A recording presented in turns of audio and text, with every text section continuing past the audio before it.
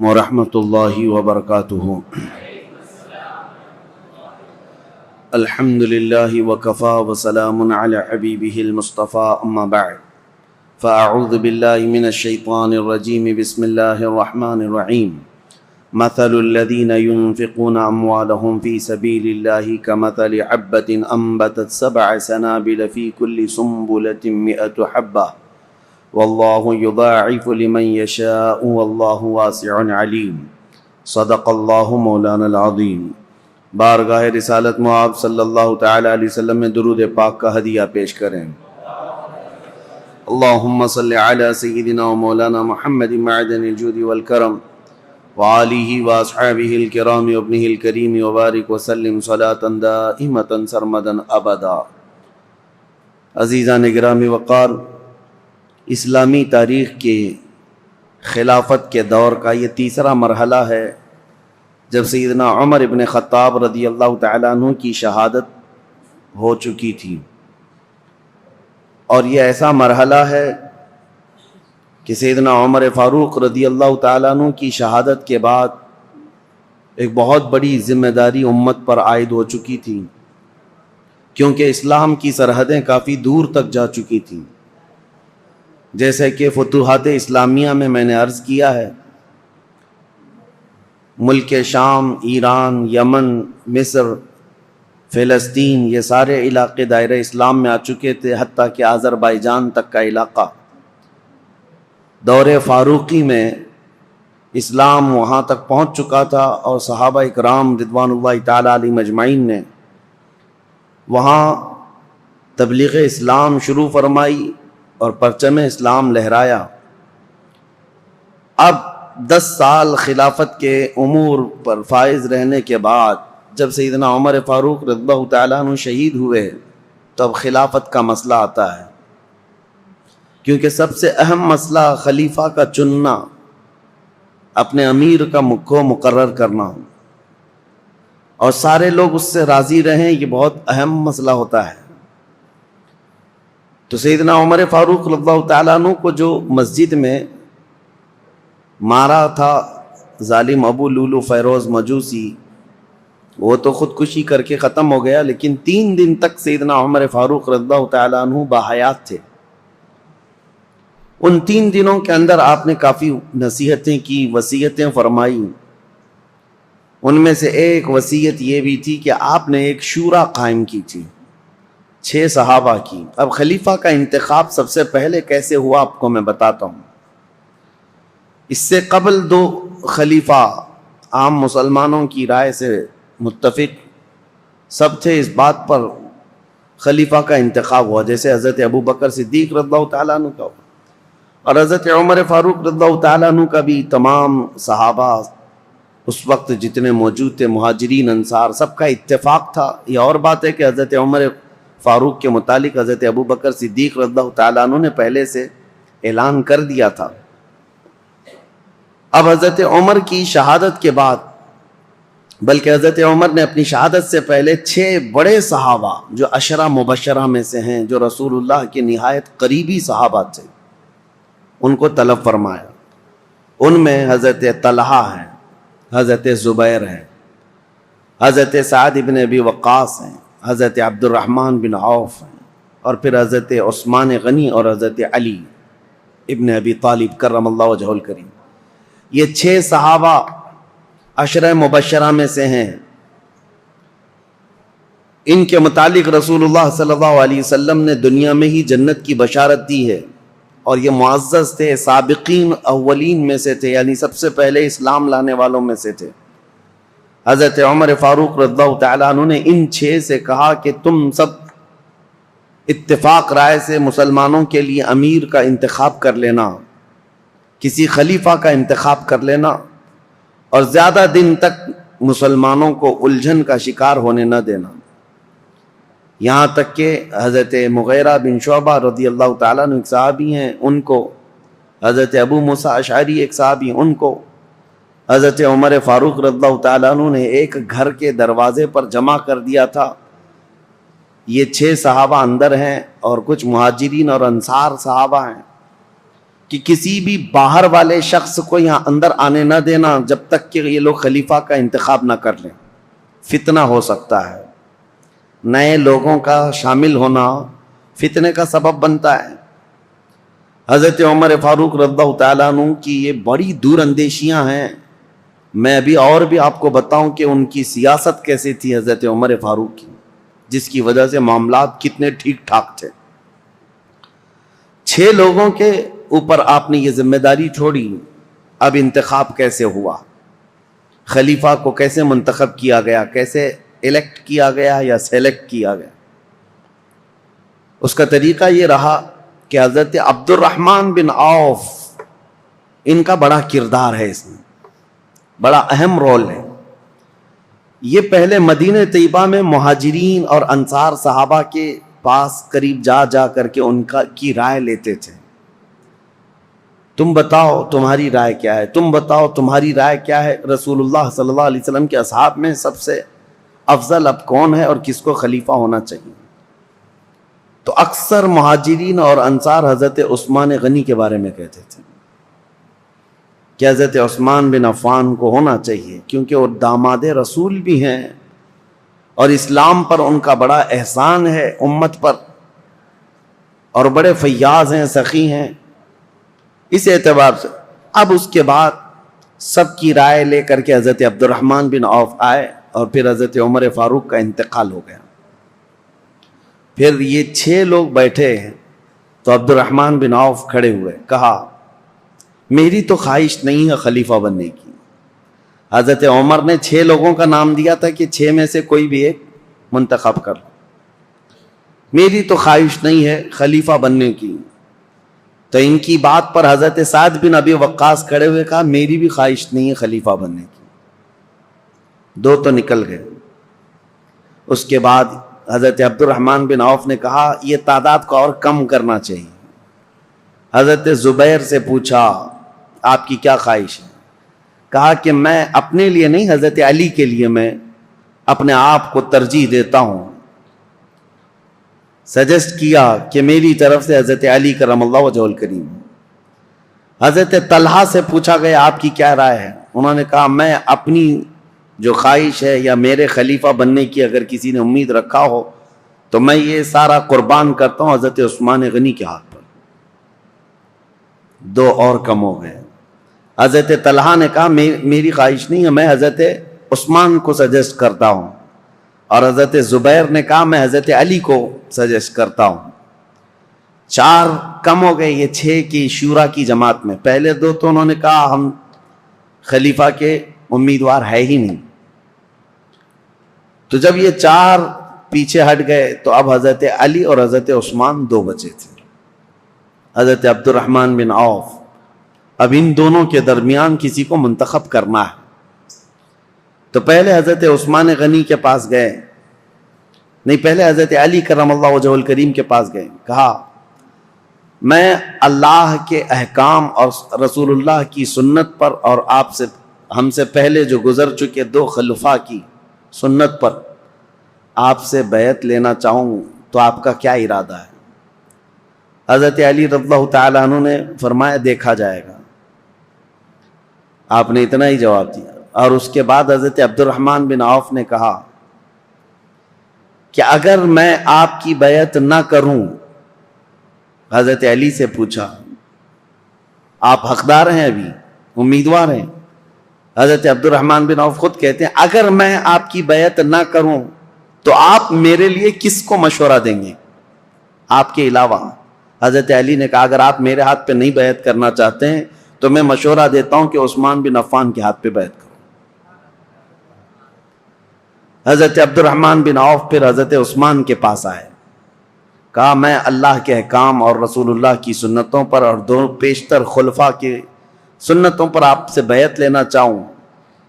تو حضرت عثمان غنی نے کہا ٹھیک ہے، انہوں نے منظوری دی۔ پھر حضرت عثمان غنی سے حضرت عبد الرحمن بن عوف نے یہ پوچھا کہ اگر میں آپ سے بیعت نہ کروں، آپ حقدار ہیں، آپ خلافت کے مستحق ہیں، اس کے باوجود اگر میں آپ کے ہاتھ میں بیعت نہ کروں تو میرے لیے کسی دوسرے آدمی کے متعلق آپ مشورہ دے سکتے ہیں میں کس کے ہاتھ میں بیعت دوں؟ حضرت عثمان غنی نے کہا اگر آپ میرے ہاتھ پہ بیعت نہیں ہونا چاہتے تو میں مشورہ دیتا ہوں علی بن ابی طالب کے ہاتھ پہ ہو جائیں. یہ الگ الگ لے جا کر کے حضرت عبد الرحمن بن عوف نے پوچھا تھا، ان کو الگ لے جا کر، ان کو الگ لے جا کر. اور اس کے بعد پھر یہ بھی پوچھا تھا دونوں سے کہ اگر آپ کے ہاتھ پر بیعت نہ کی جائے تو کیا آپ کو اس کا خلق ہوگا؟ کہا قطعاً نہیں ہوگا، اس بات کا نہ غم ہوگا نہ قلق ہوگا. اس کے بعد حضرت عبد الرحمن بن عوف، مہاجرین اور انصار سب جماعت موجود تھی، اس جماعت کے درمیان آئے اور یہ 6 صحابہ عشرہ مباشرہ یہ بھی آئے. تو حضرت عبد الرحمن بن عوف نے اپنا سارا ماجرا بتایا کہ لوگوں سے میں نے معلوم کیا، اور اس کے بعد حضرت علی سے بھی میں نے پوچھا، حضرت عثمان سے بھی پوچھا.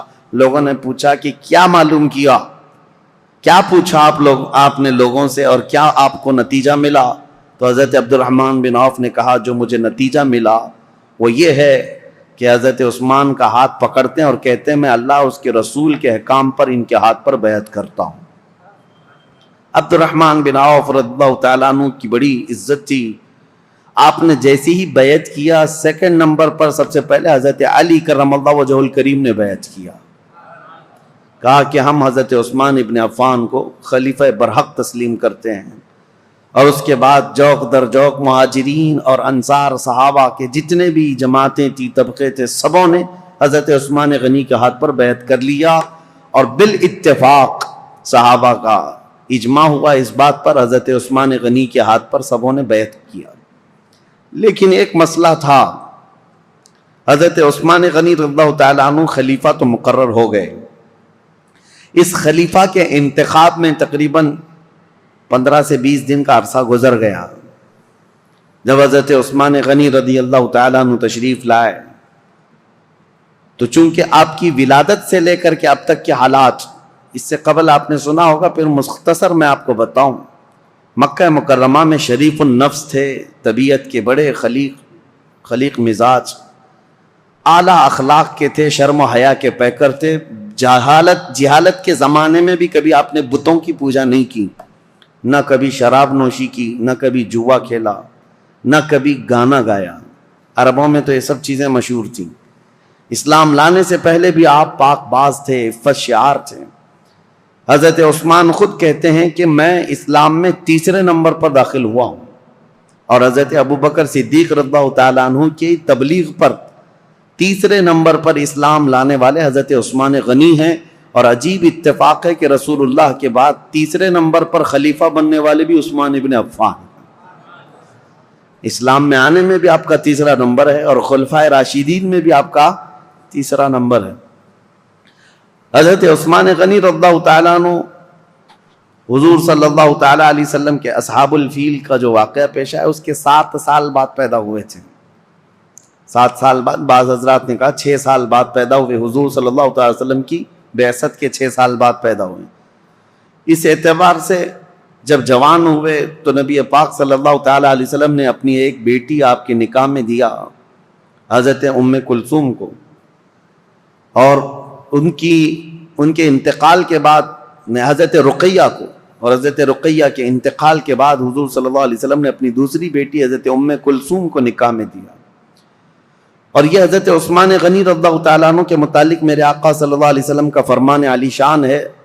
انبیاء کرام علیہ السلام میں حضرت لوط علیہ السلام کے بعد یہ پہلے ہیں جنہوں نے اپنی اہلیہ کے ساتھ اللہ کی طرف ہجرت کی. کیونکہ حضرت عثمان غنی حبشہ گئے تھے ہجرت کر کے. جو 70 صحابہ ہجرت کر کے گئے تھے مکہ سے، مدینے کی ہجرت سے پہلے ایک اور ہجرت ہوئی ہے، 70 کے قریب صحابہ، اور اس میں عورتیں بھی تھیں. اس میں حضرت عثمان غنی رضی اللہ تعالیٰ عنہ اور ان کی اہلیہ محترمہ حضور صلی اللہ علیہ وسلم کی زوجہ، حضور صلی اللہ علیہ وسلم کی بیٹی، یہ ہجرت کر کے حبشہ گئے تھے. اس پر ان کی بڑی فضیلت ہے. ان کو صاحب الہجرتین کہا جاتا ہے، 2 ہجرتوں والا، اور ذو نورین کہا جاتا ہے کہ 2 نور والا. اور حضور اکرم صلی اللہ تعالیٰ علیہ وسلم نے یہ بھی فرمایا اب تک روئے زمین پر کوئی ایسا شخص نہیں جس کے عقد میں ایک نبی کی 2 بیٹیاں آئی ہوں سوائے عثمان بن عفان کے. حضرت عثمان غنی رضی اللہ تعالیٰ عنہ کے نکاح میں آئی. ایک کے انتقال کے بعد دوسری. اور نبی پاک صلی اللہ تعالیٰ علیہ وسلم یہ بھی فرماتے اگر میری 100 بیٹیاں ہوتی ایک کے بعد دیگرے اگر انتقال کر جاتی تو سب میں عثمان کے نکاح میں دیتا. حضرت عثمان غنی کے متعلق میرے آقا یہ بھی فرماتے یہ میرے دادا میرے جد امجد حضرت ابراہیم علیہ السلام سے ملتے جلتے ہیں. اور یہ بھی فرمایا کہ عادتوں میں خصلتوں میں حضرت عثمان کے متعلق میرے آقا فرماتے کہ یہ میری عادتوں سے بہت ملتے جلتے ہیں. تو یہ رہے ان کے فضائل، یہ رہے ان کے اوصاف، ان کے کمالات.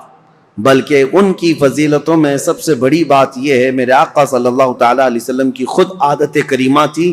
جب عثمان غنی حجرے میں آتے یا رسول اللہ کے پاس آتے، نبی پاک صلی اللہ تعالیٰ علیہ وسلم اپنے کپڑے سیدھے فرما لیتے. اگر پنڈلیوں تک بھی تہبند آ جاتی حضور کی تو آپ سیدھا کر لیتے. اور جب حضرت عثمان آتے تو حضور صلی اللہ تعالیٰ علیہ وسلم سیدھے ہو کر بیٹھ گئے یا اس طرح فرماتے. تو صحابہ حضرت عائشہ نے خود پوچھا تھا کہ عثمان کے آنے پر آپ اس طرح کیوں کرتے ہیں؟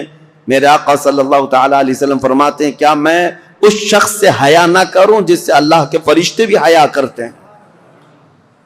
وہ حیا کے پیکر تھے حضرت عثمان غنی رضی اللہ تعالیٰ عنہ. یہ ان کی فضیلت کے لیے سب سے بڑی بات ہے کہ اللہ کے فرشتے جس سے حیا کرتے ہوں وہ عثمان بن عفان. اب خلافت کا دور شروع ہوا لیکن ان کی قربانیاں بھی بہت ہیں. رسول اللہ صلی اللہ علیہ وسلم کے دور میں ان کے خلافت کا دور بیان کرنے سے پہلے یہ بات بھی ضروری ہے کہ ان کا جو احسان ہے وہ بھلایا نہیں جا سکتا. حضرت عثمان غنی کو اللہ تعالیٰ نے بے پناہ مال سے نوازا تھا. وہ تنہا خلیفہ ایسے ہیں جنہوں نے بیت المال سے پوری زندگی میں 1 روپیہ بھی خرچہ نہیں کیا اپنے لیے، ورنہ دوسرے خلفاء کا وظیفہ مقرر تھا. حضرت ابوبکر کا بھی تھا، حضرت عمر کا بھی تھا، تنخواہ مقرر تھی بیت المال سے. حضرت عثمان نے کوئی تنخواہ نہیں لی پوری زندگی بھر، بلکہ ان کا مال اتنا تھا کہ رسول پاک صلی اللہ تعالیٰ علیہ وسلم جیش العسرہ کے وقت ایک جنگ میں جانے کے وقت ترغیب دے رہے تھے مسلمانوں کو کہ کوئی مال اللہ کی راہ میں خرچ کرے. تب حضرت عثمان غنی آئے تھے اور کہا تھا میری طرف سے 100 اونٹ اور ساز و سامان کے ساتھ. حضور صلی اللہ علیہ وسلم نے دوبارہ ترغیب دیا تو حضرت عثمان پھر کھڑے ہوئے کہا میری طرف سے 200 اونٹ اور ساز و سامان. تیسری مرتبہ حضور نے فرمایا تو حضرت عثمان کھڑے ہوئے کہا 300 اونٹ میری طرف سے اور ساز و سامان. نبی پاک صلی اللہ تعالیٰ علیہ وسلم کھڑے ہوئے اور پھر حضرت عثمان غنی 1000 دینار، 40 دینار پر زکوٰۃ واجب ہوتی ہے، 7.5 تولہ سونے کے برابر 40 دینار ہوتے ہیں. 1000 دینار حضرت عثمان غنی جھولیوں میں بھر کر رسول پاک صلی اللہ علیہ وسلم کے پاس لا کر نظر کر دیا. حضور صلی اللہ تعالیٰ علیہ وسلم ان کے لائے ہوئے دینار کو الٹ پلٹ کرتے تھے اور منبر پر کھڑے ہو کر فرماتے آج کے بعد سے عثمان کو کوئی عمل نقصان نہیں دے سکتا، ان پر جنت واجب ہو چکی ہے. حضرت عثمان غنی کی یہ قربانیاں میرے عزیزو، یہ آسان لگتا ہے 100 اونٹ 200 اونٹ 300 اونٹ. اس زمانے میں بھی اونٹ کی قیمت جو ہے آج کی مشہور کار کے برابر تھی. اس وقت کی سواریاں ہیں، وہ جس کے پاس 1 اونٹ ہے یہ سمجھ لے کہ وہ بڑا امیر شخص ہوا کرتا تھا. اونٹ کی سواری مہنگی سواریوں میں سے ہوتی تھی اور 100 اونٹ نظر کر دینا، بلکہ 300 اونٹ ایک جنگ میں نظر کر دینا. ایک تاریخ داں ہیں، مورخ ہیں، انہوں نے اس زمانے کے کیلکولیشن کے اعتبار سے اس وقت کی جو بھی اماؤنٹ انہوں نے دی تھی حضرت عثمان غنی نے، اس کو کمپیئر کر کے بتایا ہے کہ اس دور میں حضرت عثمان غنی کا دیا ہوا دان، دیا ہوا صدقہ، قیمت اور اس کی مالیت اگر کمپیئر کی جائے تو اس زمانے کے 1 ارب 20 کروڑ روپیہ بنتے ہیں. 116 کروڑ یا 120 کروڑ کے برابر وہ رقم ہوتی ہے جو آپ نے ایک بار میں دیا ہے. کون ہے جو اتنی خطیر اتنی بڑی رقم میرے مصطفیٰ کریم صلی اللہ علیہ وسلم کے ایک فرمان پر لا کر نظر کر دے؟ حضرت عثمان غنی رضی اللہ تعالیٰ عنہ یہ وہ شخص ہیں کہ جب مدینہ طیبہ میں تشریف لائے تو مسلمانوں کے لیے میٹھے پانی کا ایک ہی کنواں تھا، وہ یہودی کے قبضے میں تھا اور وہ پیسوں سے بیچتا تھا. حضرت عثمان غنی رضی اللہ تعالیٰ عنہ نے حضور صلی اللہ علیہ وسلم کے اس فرمان پر کہ کون ہے جو یہ کنواں مسلمانوں کے لیے خریدے تو اس کے لیے جنت واجب ہے، یہ جنت کی نہر اس کے لیے، اپنے مال خاص سے اس کنویں کو خریدا حضرت عثمان غنی نے اور ہمیشہ کے لیے وقف کیا بیر روما۔ وہ کنواں آج بھی مدینے میں ہے اور پانی سے لبالب بھرا بھی ہے۔ مدینے والوں کے لیے پانی کا سب سے پہلے انتظام کرنے والے عثمان بن عفان ہیں۔ ان کے علاوہ مدینے کی تجارت کا جو سامان ہوا کرتا بازار میں، یہودی پورے مارکیٹ پر قبضہ کیے ہوئے رہتے تھے، باہر سے آتے تجارت کرتے اور پیسہ بہت زیادہ لے کر جاتے۔ حضرت عثمان غنی نے پورے بازار کو کیپچر کر لیا تھا۔ یہودی تجارت کے قافلے کو مدینہ آنے سے پہلے ہی روک لیتے تھے اور پورا مال خرید لیتے تھے اور مدینہ طیبہ میں لا کر 10 گنا زیادہ قیمتوں پر وہ مال بیچتے تھے۔ حضرت عثمان غنی اس طرح تجارت کے قافلے خود ہی 2 منزلیں پہلے ہی جا کر کے پورا قافلہ خریدنے لگ گئے۔ خرید کر کے مدینے آتے اور یہودی پوچھتے عثمان یہ مال ہمارے ہاتھ بیچ دو۔ حضرت عثمان نے پوچھا ایک بار کتنا تم بڑھا کر کے دو گے؟ یہودیوں نے کہا کہ جتنے میں آپ خریدا ہے اس کا ڈبل لے لو۔ آپ نے کہا نہیں اتنے کم فائدے میں نہیں بیچوں گا۔ یہودی نے کہا 2 گنا زیادہ، یعنی ٹرپل، 100 کا ہے تو 300 لے لو۔ حضرت عثمان نے کہا اتنا بھی نہیں۔ یہودی بڑھاتے گئے، کہا 5 گنا زیادہ میں دے دو۔ حضرت عثمان نے کہا اتنے میں بھی نہیں بیچوں گا۔ یہاں تک کہ بات کرتے کرتے یہودیوں نے 10 گنا تک بڑھا دیا کہ اتنے میں مال بیچ دو، 100 میں خریدا ہے تو 1000 میں دے دو۔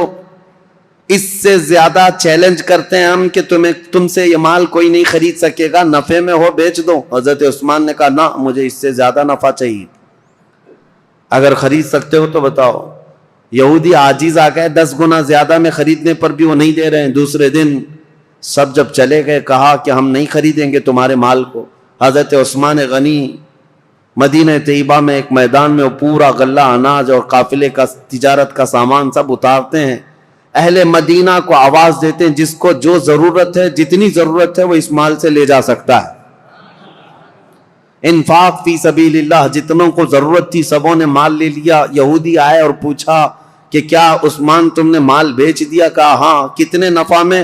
کہا میرے رب کے ہاتھ میں 70 گنا زیادہ نفع میں بیچ دیا، کیونکہ اللہ تعالیٰ نے فرمایا ہے کہ جو اللہ رب العزت کی راہ میں ایک خرچ کرے اللہ تعالیٰ اس کو 70 گنا زیادہ عطا کرتا ہے۔ میں نے بہت بڑا سودا کیا جو تمہاری حیثیت نہیں ہے دینے کی۔ یہ عثمان ابن عفان ہیں۔ اب آئیں، یہ خصائل اور یہ اوصاف حمیدہ ان کے سنانے بہت ضروری تھے۔ اس کی وجہ کیا ہے کہ بعد میں آنے والے حالات اس پر آپ کی نظر ہونی چاہیے کہ حضرت عثمان غنی کا تذکرہ ہو رہا ہے تو ایک عام آدمی کا ذکر نہیں ہو رہا ہے۔ ان کے اپنے کمالات ہیں، ان کی خصلتیں ہیں، ان کی بہت ساری ان کی اسپیشلٹی، یہ سب چیزیں معلوم ہونی چاہیے۔ اب آگے چلتے ہم دور عثمانی پر۔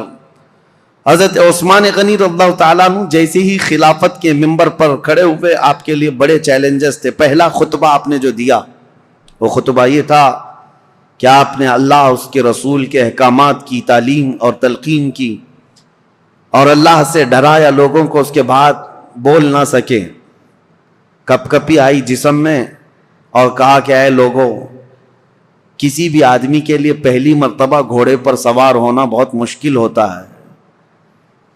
پہلی مرتبہ گھوڑے پر سوار ہونا بہت مشکل ہوتا ہے اور وہ سواری نہیں کر پاتا۔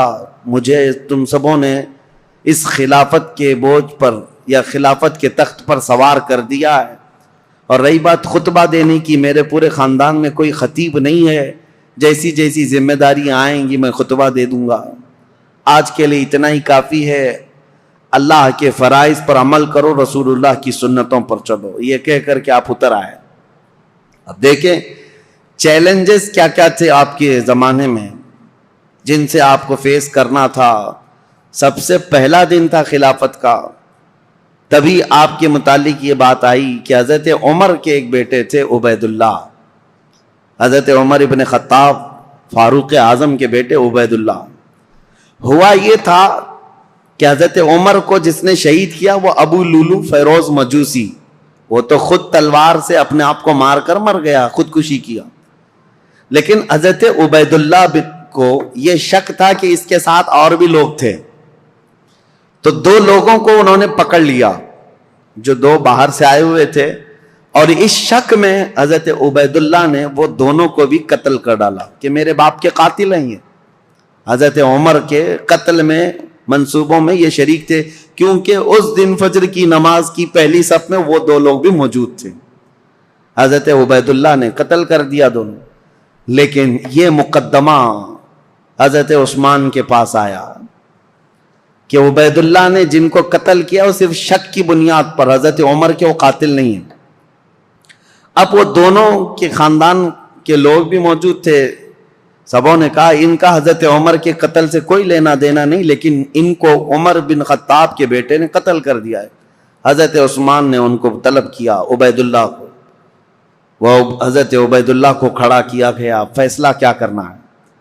صحابہ اکرام سے آپ مشورہ لیتے رہے کہ ان کے متعلق کیا کیا جائے، انہوں نے 2 لوگوں کا قتل کیا ہے، تو صحابہ نے کہا قتل کا قصاص قتل ہے، قصاص لینا ہوگا، 2 کو انہوں نے مارا ہے، بدلے میں ان کو جان دینی پڑے گی۔ حضرت عثمان غنی نے کہا دیکھو وہ دونوں خاندان کے لوگ جن کے 2 مرد تم نے قتل کیے، اس کے بدلے میں اب تمہارا قتل ہوگا۔ لیکن کچھ صحابہ آئے اور کہا عثمان ابن عفان سے، کہا یہ کیسی بات ہے کہ ابھی ابھی خلیفہ برحق عمر ابن خطاب کا انتقال ہوا، ان کے گھر والوں کے لیے بڑا صدمہ ہے کہ وہ بھی قتل ہوئے ہیں، شہید ہوئے ہیں، اور آج ہم ان کے بیٹے کو قتل کر رہے ہیں قصاص میں۔ حضرت عثمان طبیعت کے بڑے نرم مزاج ہیں، پہلے خلیفہ سے بالکل برعکس، یعنی حضرت عمر کے سے مزاج میں ان کا مزاج زمین آسمان کا فرق ہے۔ حضرت عثمان غنی رضی اللہ تعالیٰ عنہ نے وہ دونوں مقتول جو تھے، قتل ہوئے تھے، ان کے خاندان والوں سے کہا کہ اگر تم بدلے میں قصاص میں جان کے بدلے کوئی اور چیز طلب کرنا چاہو تو بتاؤ۔ انہوں نے کہا ہمیں مال کی ضرورت ہے۔ حضرت عثمان نے جتنا انہوں نے طلب کیا تھا اس کا 10 گنا بڑھا کر کے اپنے جیب خاص سے وہ دونوں کے قتل کی دیت عطا کر دی، خون بہا اس کو کہا جاتا تھا، اور قتل کے بدلے میں یہ فدیہ دے کر کے ان کو آزاد کر، ان کو رخصت کر دیا۔ اس طرح حضرت عبید اللہ بن عمر کو بھی انہوں نے بچا لیا۔ یہ پہلا مقدمہ تھا جو حضرت عثمان ابن عفان کی خلافت کے دور میں پیش آیا۔ لیکن اس مقدمے کا چرچا سب جگہ پھیلا کہ آپ کا یہ عدل تھا کہ حضرت عثمان غنی رضی اللہ تعالیٰ عنہ نے مقتولین کے گھر بھی بھاری بھرکم معاوضہ پہنچایا اور حضرت عمر ابن خطاب کے گھرانے کو بھی بچا لیا۔ یہ حالات زیادہ دن تک نہیں چلے۔ بہرحال اب مجھے یہ بتانا ضروری ہے کہ حضرت عثمان ابن عفان رضی اللہ تعالیٰ عنہ طبیعت کے نرم مزاج تھے۔ جب آپ خلافت پر بیٹھے تھے اس وقت تو آپ کی عمر 70 سال کے قریب تھی، حضرت عثمان غنی رضی اللہ تعالیٰ عنہ 70 سے اوپر تھی۔ 70 سال کی عمر کے بعد آپ کو خلافت پر فائز کیا گیا ہے۔ آپ نے اپنے دور میں جو فوجیں بھیجی اور بہت سارے جو ممالک اسلامیہ یعنی دوسرے ممالک جو اسلام میں آئے ان کی بھی ایک لمبی فہرست ہے۔ پہلا تو یہ ہے کہ حضرت عثمان ابن عفان رضی اللہ تعالیٰ عنہ کے دور میں اسپین جو اس زمانے میں اندلس کہا جاتا تھا، آج کا اسپین، یہ حضرت عثمان غنی کے دور میں فتح ہوا، اور اسلامی فوجوں میں سب سے پہلے فوجیں پہلے میدان میں اتر کر کے لڑتی تھیں، لمبا سفر کیا ہے صحابہ نے۔ امیر معاویہ رضی اللہ تعالیٰ عنہ جو ملک شام کے گورنر تھے، حضرت عمر کے زمانے سے چل رہے تھے، حضرت امیر معاویہ وہ ملک شام دمشق کے والی تھے، گورنر تھے۔ ان کی ایک خواہش تھی کہ قبرص جو آج ترکی کا حصہ ہے، سائپرس جس کو کہتے ہیں یا قبرص، یہ وہی علاقے ہیں۔ اب یہ یورپ کی سرزمین پر آتے، یہاں تک جانے کے لیے سمندر کا سفر کر کے ہی جانا پڑتا، خشکی سے نہیں۔ تو حضرت امیر معاویہ کی یہ خواہش رہتی تھی کہ سمندر کا راستہ طے کر کے ہم جائیں گے، قبرص فتح کریں گے، وہاں زرخیزی بہت ہے، ہریالیاں بہت ہیں، بہت خوشگوار جگہ ہے۔ حضرت عمر فاروق رضی اللہ تعالیٰ عنہ نے صحابہ کو بلایا اور پوچھا کہ کشتی کا سفر کیسا ہوگا. اس وقت تک صحابہ سمندر کی کشتی کا سفر کر کے لمبا فاصلہ طے کر کے کہیں گئے نہیں جنگ کے لیے. تو حضرت عمر نے جب یہ مشورہ لیا تو جس صحابی نے کشتی کی پوری ڈیٹیل بتائی وہ ایسی تھی کہ ایک بہت بڑا جانور ہے کشتی کے بارے میں, ایک بہت بڑا جانور ہے اور اس پر بیٹھنے والے کیڑوں کی طرح ہے, اور یہ لکڑا اگر پلٹ گیا تو سب غرق ہو جائیں گے اور چلتا رہا تو سب لوگ چمکتے رہیں گے. اس طرح کشتی کے بارے میں انہوں نے بتایا. کشتی کا سفر فائدہ کم ہے, نقصان بہت زیادہ ہے. حضرت عمر رضی اللہ تعالیٰ عنہ نے فوراً ہی کہا تھا میں مسلمانوں میں سے کسی بھی جماعت کو ایسے سخت سفر پر روانہ کرنے کے لیے بالکل منظوری نہیں دے سکتا. تو حضرت عمر کے پورے دور میں سمندر کے سفر پر صحابہ کو کبھی بھیجا نہیں گیا تھا, جبکہ حضرت امیر معاویہ کی بڑی خواہش تھی کہ سمندر کا سفر طے کر کے جائیں گے اور اس علاقے کو بھی فتح کر کے دائرہ اسلام میں داخل کریں گے. ان کو اجازت کبھی نہیں ملی. اب حضرت عثمان کا دور آیا تو چونکہ حضرت امیر معاویہ حضرت عثمان غنی رضی اللہ تعالیٰ عنہ کے رشتہ داروں میں سے بھی ہیں, اور ایک بڑا الزام حضرت عثمان غنی پر یہی ہے کہ وہ رشتہ داروں کا بہت خیال کرتے تھے اور ان کو بہت زیادہ نوازتے تھے. یہ بات حقیقت ہے کہ حضرت عثمان غنی اپنے رشتہ داروں کے لیے بہت نرمی رکھتے اور اپنے مال سے بہت زیادہ ان کی مدد کیا کرتے تھے. لیکن ان رشتہ داروں میں کچھ تو نااہل بھی نکلے, بہرحال حضرت عثمان غنی رضی اللہ تعالیٰ عنہ نے حضرت امیر معاویہ کی اس درخواست کو منظور کر لیا کہ کشتی کا سفر کر کے یہ قبرص جائیں گے, ترکی کا سفر. یہ سب سے پہلے مسلمانوں کی جماعت ہے جو کشتی میں سوار ہو کر کے جا رہی ہے. لیکن ساتھ میں حضرت عثمان نے یہ پابندی لگائی تھی کہ کسی بھی مسلمان کو زور زبردستی جہاد میں شریک نہیں کیا جائے گا. جس کی مرضی ہوگی وہ امیر معاویہ کی عمارت میں ان کی سپہ سالاری میں جا سکتا ہے. تو کسی کے اوپر بھی سختی کے ساتھ یہ حکم نہیں لگایا گیا. حضرت امیر معاویہ نے اعلان کیا جتنے مسلمان ساتھ ہوئے گئے, لیکن قبرص کے علاقے کے لوگ, سائپرس کے لوگ ٹھنڈے مزاج کے لوگ تھے, وہ جنگ اور جدال کو پسند کرنے والے لوگ نہیں تھے. انہوں نے بغیر جنگ کے اپنا سارا علاقہ حضرت امیر معاویہ کے حوالے کر دیا. قبرص, سائپرس, یہ ترکی کے جو علاقے ہیں یہ فتح ہوئے اور وہاں پرچم اسلام لہرانے لگا, اور اس زمانے سے لے کر آج تک پرچم اسلام لہرا رہا ہے. سمندر کے باہر اسلامی فوجیں جو پہنچیں سمندر کو کراس کر کے, یہ حضرت عثمان غنی کے دور میں ہوا. اب یہاں سے قبرص پر جیسے ہی مسلمان آئے, اس کے بعد پھر کوئی علاقہ بچا نہیں, وہاں سے طبرستان, پھر اس کے بعد جرجان, رشیا میں پہنچ گئے. رشیا کے وہ علاقے جو آج ازبکستان وغیرہ کہے جاتے ہیں, اس زمانے میں یہ سمرقند, بخارا, نیشاپور کے نام سے تھے. اب مسلمان فوجیں وہاں تک بھی پہنچ گئیں. سمرقند, بخارا, نیشاپور, یہ سب علاقے فتح ہوتے ہوتے رشیا جو آج کے دور کا رشیا ہے, اس کے بیچوں بیچ مسلمان پہنچ چکے تھے دور عثمان ابن عفان میں. میرے عزیزو, مجھے عجیب حیرت ہوتی ہے پڑھ کر کے مسلمانوں کی کوئی سرحد نہیں تھی, وہ نکلتے چلے جاتے تھے. صحراؤں کو عبور کیا, جنگلوں کو پار کیا, سمندروں کو, سب چیزیں انہوں نے پھلانگ دیں اور اسلام کو کہاں سے کہاں لے آئے. ایک خطہ یہ تھا جو یورپ کی سرزمین پر گئے, ایک خطہ ایشیا کوچک یا پھر رشیا کی طرف جس کو کہیں, اس طرف نکلا صحابہ کا. اب تیسرا ایک طبقہ ہے صحابہ کا جو بہت اہم کردار ادا کیا حضرت عثمان غنی کے زمانے میں.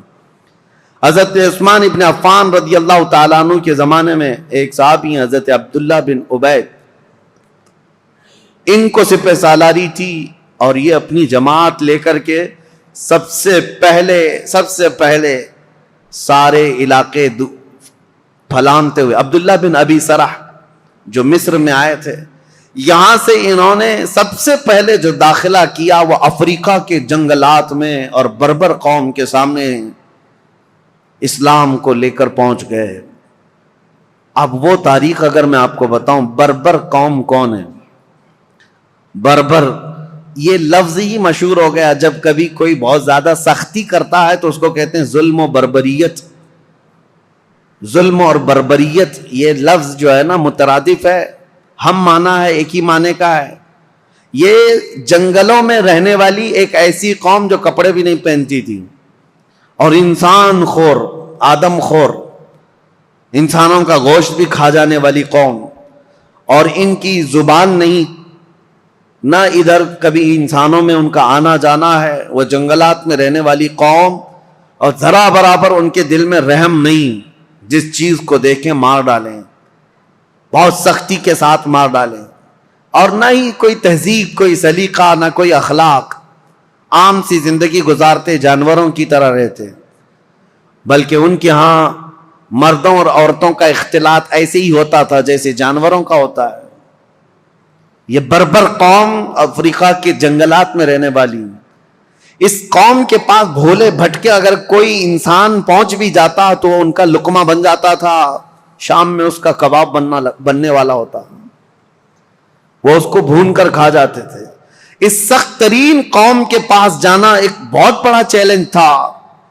رسول پاک صلی اللہ تعالی علیہ وسلم کے عظیم ترین صحابہ جو چٹانوں کے پاس بھی جمے رہ گئے، سمندروں کو بھی انہوں نے پھلانگ دیا، وہ انسانوں کی ایک جماعت سے کیسے پیچھے ہٹتے، وہاں پر بھی پہنچ گئے. افریقہ کی اس بربر قوم کے پاس پہنچے. اب آپ کو میں بتاؤں، وہ بربر قوم جو آدم خور تھی، انسانوں کو کھاتی، ظلم ان کا بہت انتہا کو رہتا، وہ اچانک دائرہ اسلام میں آئے، میرے مصطفیٰ کریم صلی اللہ علیہ وسلم کے سچے غلاموں میں شامل ہوئے. کیسے یہ انقلاب آ سکتا ہے؟ کبھی آپ سوچیں. ہم نے بہت تحقیق کی کہ ایک نئی قوم کے پاس جانے کے لیے ان کی زبان تو کم سے کم معلوم ہونی چاہیے، ان کو تبلیغ کس زبان میں کریں. اور عربوں کا حال یہ ہے کہ وہ اپنی عربی چھوڑ کر دوسری زبان بولنا ہی نہیں چاہتے. آج تک آپ جا کر کے دیکھیں، انگلش میں بولنے کو وہ عیب سمجھتے ہیں. آتی ہے انگلش، سمجھتے ہیں، لیکن انگلش بولنا نہیں چاہتے. کہتے ہیں نہیں، ہماری زبان عربی ہے، باقی سب گونگے ہیں. عرب کو آج بھی اپنی زبان پر وہ فخر ہے، وہ دوسری زبانوں کو کچھ بھی اپنے ہاں آنے نہیں دیتے. اس بربر قوم کے پاس جو زبان تک نہیں جانتی، صحابہ دین اسلام لے کر کیسے گئے؟ ہم نے معلوم کیا تو اس بربر قوم کو انہوں نے زبان سے نصیحتیں نہیں کی، بلکہ صرف اخلاق رسول سے ان کو اسلام کی طرف مائل کیا ہے. صرف میرے آقا صلی اللہ تعالی علیہ وسلم کی خوشبوئیں تھیں جو اس افریقہ کے جنگلات میں رہنے والی قوم کو بھی اسلام کا گرویدہ بنایا. یہ دور عثمانی میں افریقہ میں اسلام داخل ہو چکا، افریقہ کے علاقے فتح ہوتے گئے، اور اس کے بعد ایک دو نہیں، آج کے بر اعظم افریقہ، جو افریقہ کا کانٹیننٹل جس کو کہتے ہیں پورا علاقہ، اس کے کئی ممالک ایسے ہیں جو حضرت عثمان غنی رضی اللہ تعالیٰ عنہ کے دور میں پرچم اسلام سے لہراتے رہے، تو آج تک وہ اسلام میں ہیں. افریقہ کی سرزمین تک اسلام پہنچ گیا. اب یہاں سے افریقہ میں نے 3 علاقے بتائے، ایک ترکی کی طرف قبرص، اور ایک رشیا کی طرف سمرقند، بخارا، نیشاپور، اور تیسرا افریقہ کی سرزمین تک اسلام کو پہنچانے والی جماعتیں حضرت عثمان ابن عفان کے دور کی تھیں. اور سب سے پہلے سمندری سفر طے کر کے جانے والی جماعت بھی حضرت عثمان غنی رضی اللہ تعالیٰ عنہ کے دور کی تھی. خلافت کے کل 12 سال آپ کو ملے. حضرت عثمان غنی رضی اللہ تعالیٰ عنہ خلافت کے کل 12 سال تھے. ان 12 سالوں میں شروع کے 6 سال نہایت ہی اعلیٰ تھے، سب امن و امان، اور سب جگہ اتنے مال کی فراوانی تھی. حضرت عثمان غنی کا دور اتنا خوشحال تھا کہ جو مال غنیمت ملتا، حضرت عثمان غنی جو اس میں تقسیم کرتے، تو ایک ایک آدمی کو اس زمانے میں 1-1 لاکھ درہم ملتے تھے. 1-1 لاکھ درہم. جس کی وجہ سے کچھ لوگوں میں نکما پن آ گیا. جب مال زیادہ آتا ہے تو کام کرنے کی اور کمانے کی عادت چھوٹنے لگتی ہے. پیسہ زیادہ آ گیا تو اب کیا کریں گے؟ عیش کریں گے. تو کچھ نوجوانوں کے اندر یہ خرابی آنے لگ گئی تھی. وہ گلیل لیتے تھے، کبوتروں کو مارتے اور کبوتر بازی کرنے لگتے، اڑاتے رہتے تھے. پیسے کا نشہ ہی کھیل کود میں لگا دیتا ہے. حضرت عثمان غنی رضی اللہ تعالیٰ عنہ نے اتنا مال تقسیم کیا تھا کہ یہ نکمے ہونے لگے. اس کے لیے باضابطہ طور پر ایک آفیسر، ایک وزیر بنایا حضرت عثمان غنی نے. اور اس سخت قسم کے وزیر، وہ صحابی رسول تھے، سب کی گلیلیں پکڑ کر انہوں نے کاٹ دی. اور جتنے کھیلتے تھے کبوتر، ان سب کو قید کیا. یہ سختی کے ساتھ آپ نے کبوتر بازی کو بند کیا تھا.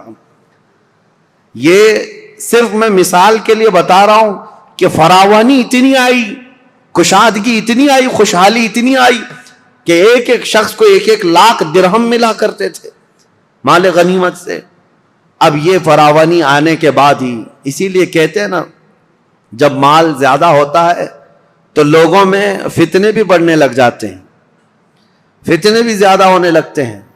ایک بات آپ یاد رکھنا، اس مسجد کے صدر ٹرسٹی بننے کی بہت زیادہ خواہش ہوتی ہے جس مسجد کی انکم زیادہ ہوتی ہے.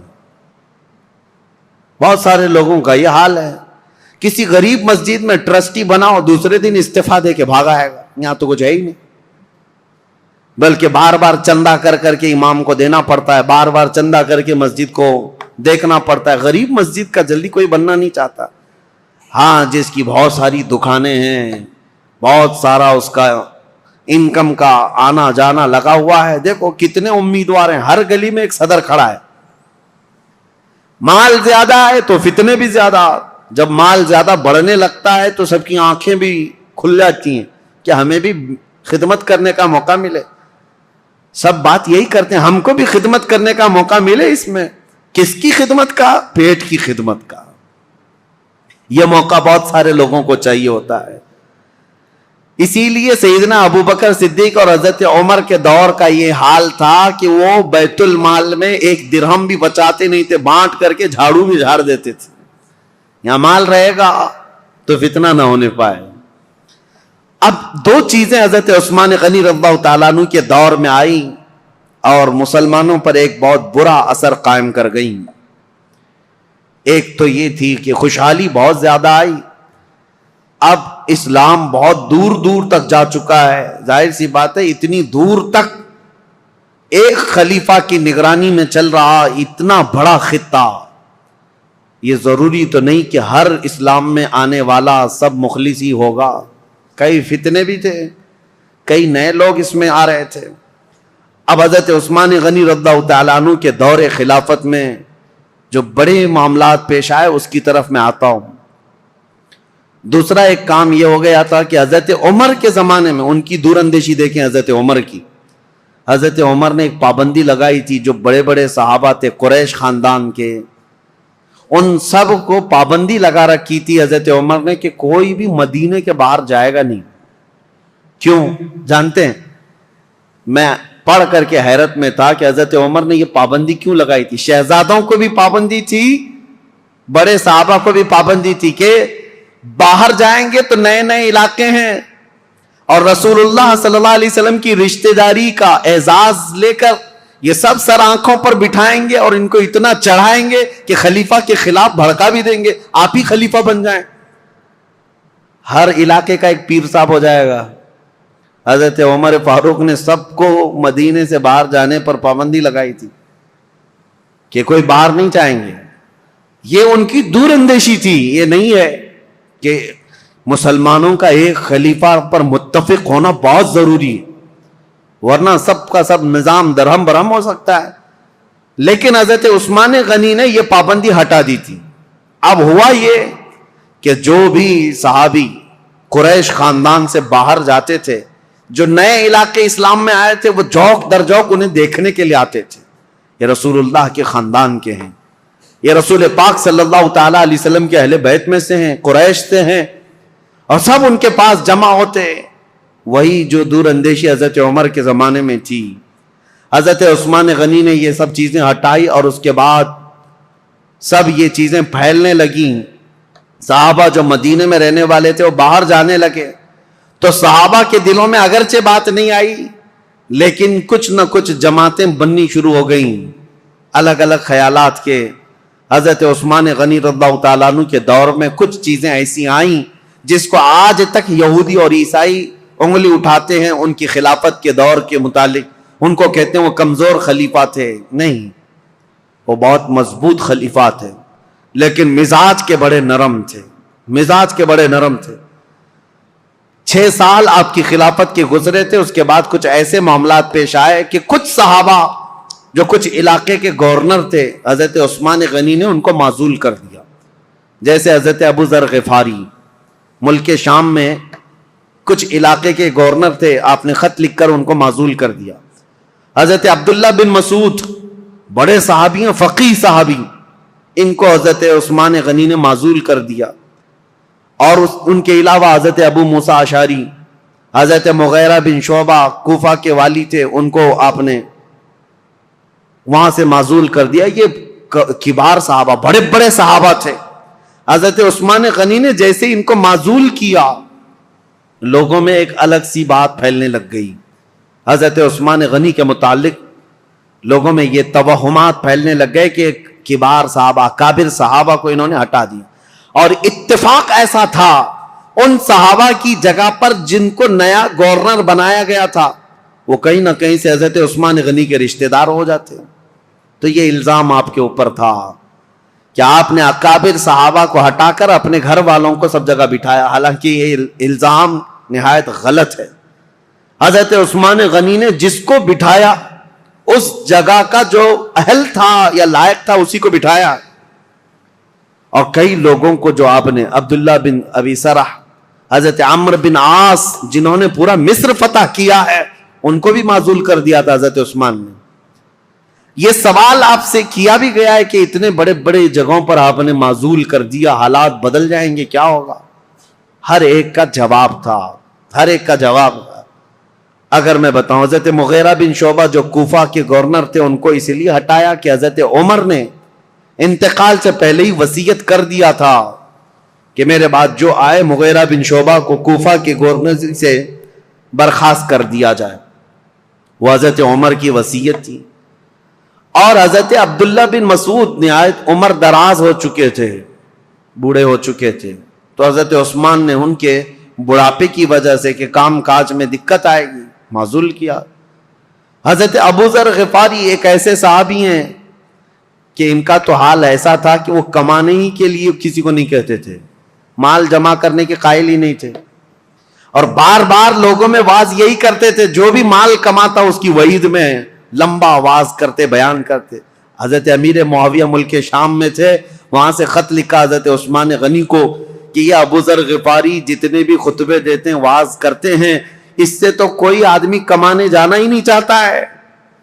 اتنی مذمت کرتے ہیں اور خود کچھ بھی نہیں لیتے، پیبند لگے کپڑے اس میں کانٹے لگا کر پہنتے ہیں. نہایت سادگی والے تھے، دنیا چاہیے ہی نہیں تھی. تو حضرت امیر معاویہ نے کہا لوگ اگر نہ کمائیں اور اس طرح اپنے معاش کی طرف فکر نہ کریں تو ہم دولت اسلام کو کیسے چلائیں، سلطنت اسلام کو. حضرت امیر معاویہ کا خط آیا تو حضرت عثمان غنی نے حضرت ابو ذر غفاری کو، جس علاقے کے وہ گورنر تھے، معزول کر کے کہا آپ میرے پاس مدینے آ جائیں، میرے ساتھ رہیے. آپ ایسا نہیں ہے کہ ان کو دشمنی میں معزول کیا. اور حضرت ابو ذر غفاری کو معزول کر کے اپنے پاس بلایا تو ایسا نہیں ہے کہ ان کے ساتھ بدسلوکی کی گئی، بلکہ حضرت ابو ذر غفاری کو حضرت عثمان نے کہا جب تک آپ مدینے میں رہیں گے آپ کی کفالت میرے ذمہ ہے، جتنا خرچہ جو کچھ بھی لگتا رہے گا وہ آپ میرے سے لیں گے. وہ حضرت ابو ذر غفاری کھڑے ہوئے کہا یہ بندہ کسی کا محتاج نہیں ہے. نہ حضرت عثمان غنی سے 1 روپیہ لیا، 1 سکہ لیا، کچھ نہیں. مدینے کے باہر ربضہ ایک علاقہ تھا، ویران جگہ تھی، وہاں کوئی نہیں رہتا تھا، تنہا پوری زندگی وہاں پر آپ نے بسر کر لی. ان کی بیوی ساتھ تھی، روایت میں موجود ہے جب ان کا انتقال ہوا تو ان کی بیوی چوراہے پر آ کر کھڑے ہو کر اعلان کرتی تھی کہ کوئی آ جائے، میرے شوہر کا انتقال ہوا، جنازہ اٹھانا ہے. جنازہ اٹھانے کے لیے وہ اعلان کرتی رہی. اس طرح کی زندگی گزار کر چلے گئے حضرت ابو ذر غفاری. تو وہ تو نہایت سادہ مزاج تھے. حضرت عثمان غنی نے ان کو اگر گورنری سے معزول کیا تھا تو صرف اس لیے، باقی ان کو کوئی اس طرح کی بدسلوکی کرنا یا ان کے ساتھ برا سلوک کرنا قطعاً مقصد نہیں تھا. اور کچھ صحابہ کے بعد حضرت عمرو بن عاص، یہ مصر کے فاتح ہیں، مصر فتح کرنے والے، ان کو کیوں آپ نے معزول کیا؟ اس کی وجہ یہ ہے کہ مصر کی آمدنی اچھی خاصی تھی. حضرت عمرو بن عاص اس پر توجہ نہیں دیتے تھے. حضرت عثمان غنی نے لکھ کر کے بھیجا کہ مصر کی آمدنی بڑھتی جا رہی ہے، آپ اس میں اضافہ کریں. حضرت عمرو بن عاص اس پر توجہ نہیں دیتے تو آپ نے ان کو ہٹایا. عبداللہ بن ابی سرح ایک دوسرے وہاں پر صحابی تھے، ان کو مصر کی گورنری دی. اور حالانکہ دو علاقوں میں رہنے کی وجہ سے عمرو بن عاص اور عبداللہ بن ابی سرح کے درمیان کچھ نہ کچھ باتیں چلتی رہتی تھی. لوگ یہ کہتے تھے کہ دونوں کی بنتی نہیں، کچھ معاملات رہے ہوں گے. تو عبداللہ بن ابی سرح کو حضرت عثمان غنی نے مصر کا والی گورنر بنایا. انہوں نے 1 سال میں پورے مصر کی آمدنی کو ڈبل کر کے دکھایا. تو حضرت عثمان غنی کا فیصلہ برحق تھا. اس میں کسی کے بھی ساتھ حضرت عثمان غنی نے ناانصافی نہیں کی. لیکن دشمنان اسلام یہ لسٹ لے کر کے گھومتے ہیں کہ یہ بڑے بڑے صحابہ کو انہوں نے معزول کر دیا اور ان کی جگہ پر اپنے رشتہ داروں کو بٹھایا. حالانکہ عبداللہ بن ابی سرح جن کو گورنر بنایا تھا مصر کا، یہ حضرت عثمان غنی کا رشتہ دار تھے. لیکن چند سال نہیں گزرے ہوں گے حضرت عثمان نے ان کو بھی گورنری سے ہٹایا. یہ معاملات پیش آتے رہے. اب ایک فتنہ جنم لیتا ہے. اب میں آپ کو بتاؤں تاریخ کی وہ سچائیاں، بلکہ وہ کڑوی حقیقت جس سے آج تک پوری دنیا جوجھ رہی ہے مسلمانوں کی. آج تک پوری کائنات میں جتنے بھی مسلمان ہیں، یہ فرقے جو پیدا ہوئے، اس کی بنیاد کہاں سے شروع ہوئی؟ کس نے یہ بیج بویا تھا مسلمانوں کے بیچ؟ یہ فرقے کیسے پیدا ہو گئے؟ اتنی جماعتیں کیسے ہو گئی؟ یہ تاریخ آج سننا آپ کے لیے بہت ضروری ہے. حضرت عثمان غنی کے دور میں جو لوگ اسلام میں آئے تھے، میں کہہ رہا ہوں کہ یہ ضروری نہیں کہ سب کے سب مخلص اخلاص کے ساتھ آئے ہوں. کچھ تو ایسے ہی در پردہ تھے، منافقین بھی تھے. جب رسول اللہ کے زمانے میں تھے تو ان کے زمانے میں کیوں نہیں؟ ایک شخص ایسا ہے ایران کا رہنے والا. ایرانی لوگوں کو اس زمانے میں سخت خلش تھی عربوں سے. میں نے بتایا عربوں کی دشمنی تھی ان کے ساتھ. جب کسرا کی حکومت چلتی تھی تو ایرانیوں کی عربوں سے نہیں جمتی تھی، برسوں کی دشمنی ہے. عرب کا کوئی شخص ایران میں آ بھی جاتا تو اس کے کندھے کاٹ جاتے تھے. یہ بادشاہ ایک کا نام ہی ذوالأکتاف تھا جو کندھے کاٹنے میں مشہور تھا عربوں کے. اور ایرانی اگر عربوں کے پاس آتے تو ایسا نہیں ہے کہ عرب انہیں چھوڑ دیتے تھے، عرب بھی جو ہے ان کے ساتھ بھرپور مقابلہ کرتے تھے. تو یہ دشمنی کے بعد جب اسلام آ گیا تو ظاہر سی بات ہے ایران میں اب مسلمان تھے، لیکن وہ عربوں کی حکومت کے نیچے تھے.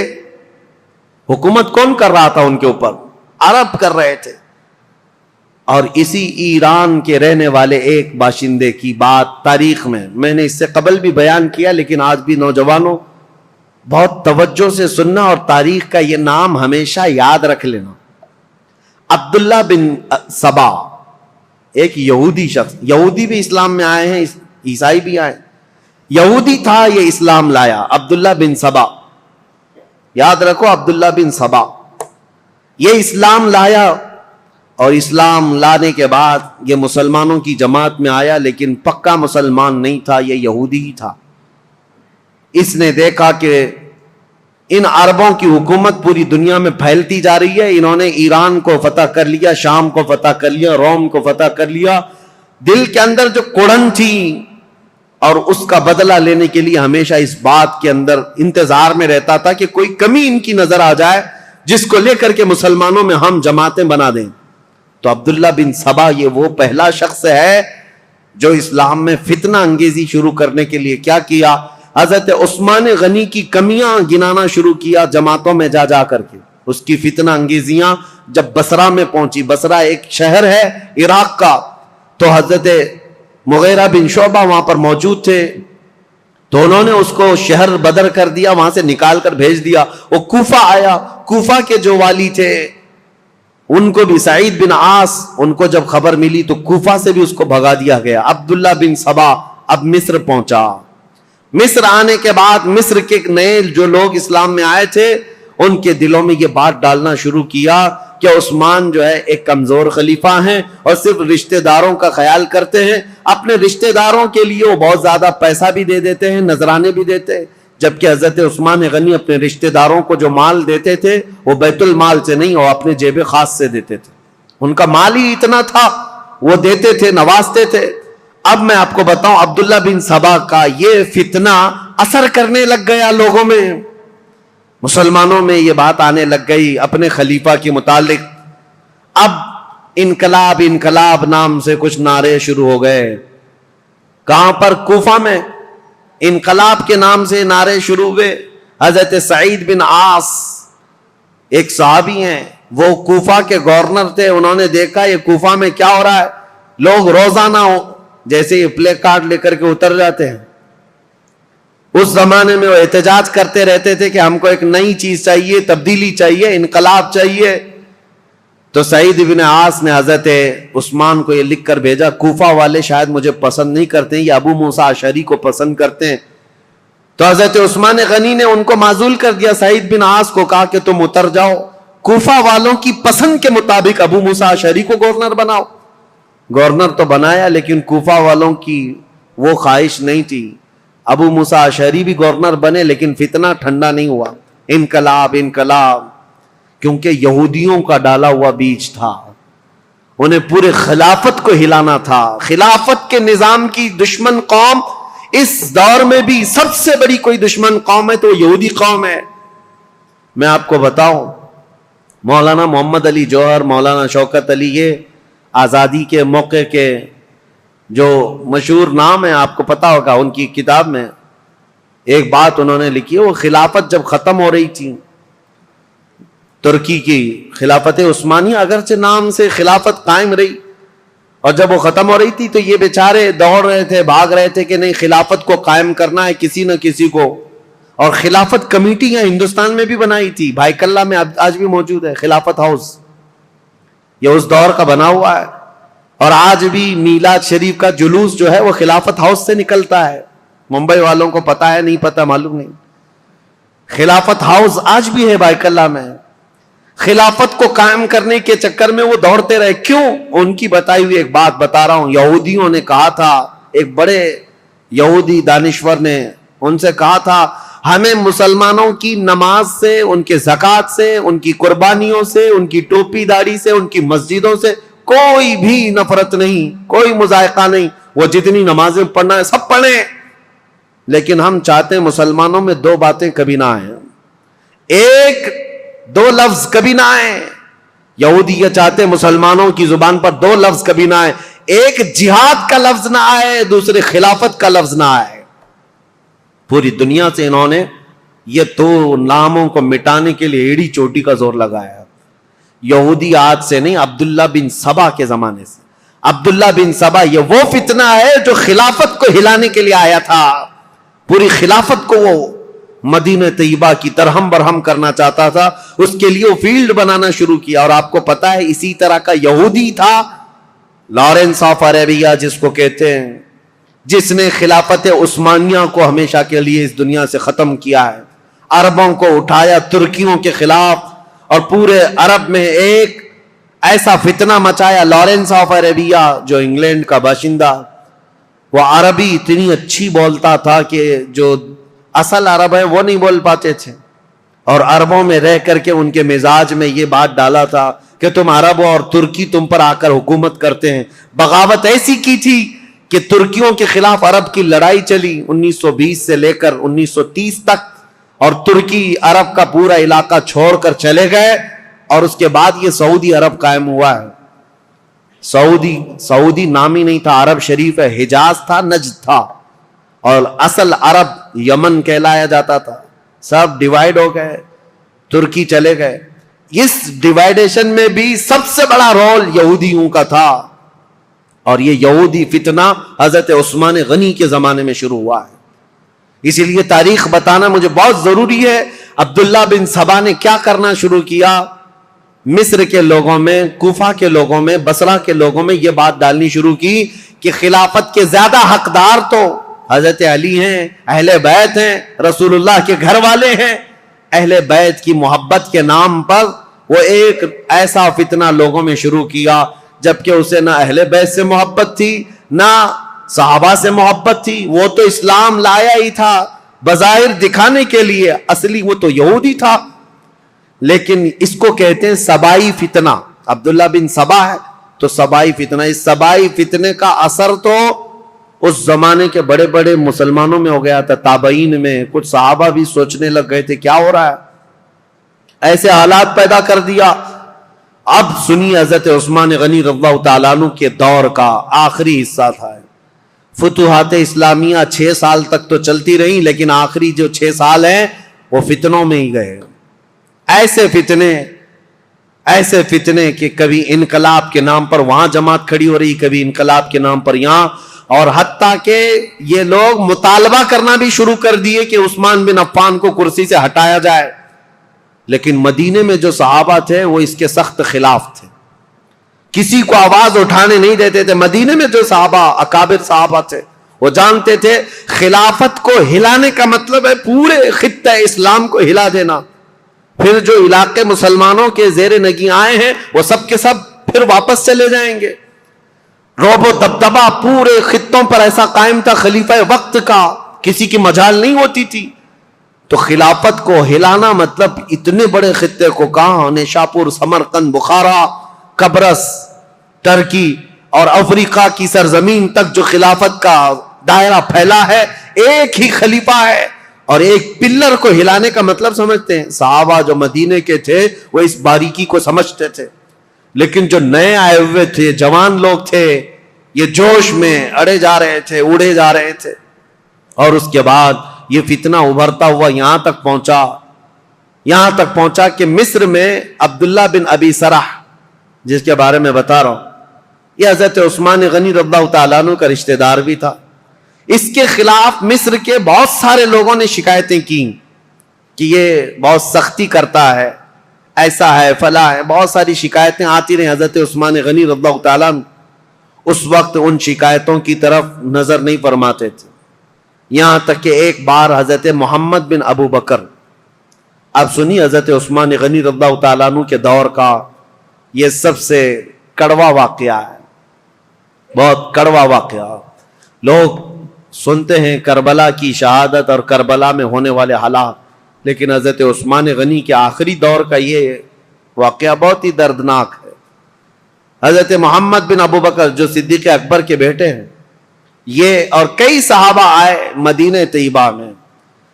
عبداللہ بن ابی سرح نے کیا کیا تھا؟ جتنے لوگ حضرت عثمان غنی کے پاس اس کی شکایت لے کر گئے تھے، حضرت عثمان غنی نے ڈانٹ ڈپٹ لگائی تھی ایک خط میں عبداللہ بن ابی سرح کو کہ تو اس طرح سے کر رہا ہے، توبہ کر، باز آ جا، لوگوں کے حقوق پر دست درازی نہ کر. یہ سب جو ڈانٹ لگائی تھی عبداللہ بن ابی سرح نے کیا کیا؟ جتنے لوگ مدینے گئے تھے سب کا قتل کروا دیا. جو حضرت عثمان غنی کے پاس شکایت لے کر کے گئے تھے، واپس آنے کے بعد ان کا قتل کروا دیا. بڑا معاملہ تھا. اس معاملے کو لے کر صحابہ آئے مسجد نبوی شریف میں. صحابہ کے درمیان یہ باتیں ہونے لگی کہ اس عبداللہ بن ابی سرح کا کیا کیا جائے. تو حضرت علی کے پاس یہ بات آئی تو حضرت علی نے کہا بالکل یہ قتل کا، قصاص کا مقدمہ لے کر کے آئے ہیں. عبداللہ بن ابی سرح کو صرف معزول نہیں، اس کو قتل کرنا چاہیے. اتنے لوگوں کا قتل کیسے کیا؟ صرف شکایت کرنے کی بنیاد پر. اور دیگر صحابہ جو بڑے بڑے صحابہ، حضرت طلحہ، حضرت زبیر، یہ بہت سختی کے ساتھ حضرت عثمان سے بات کرنے لگے.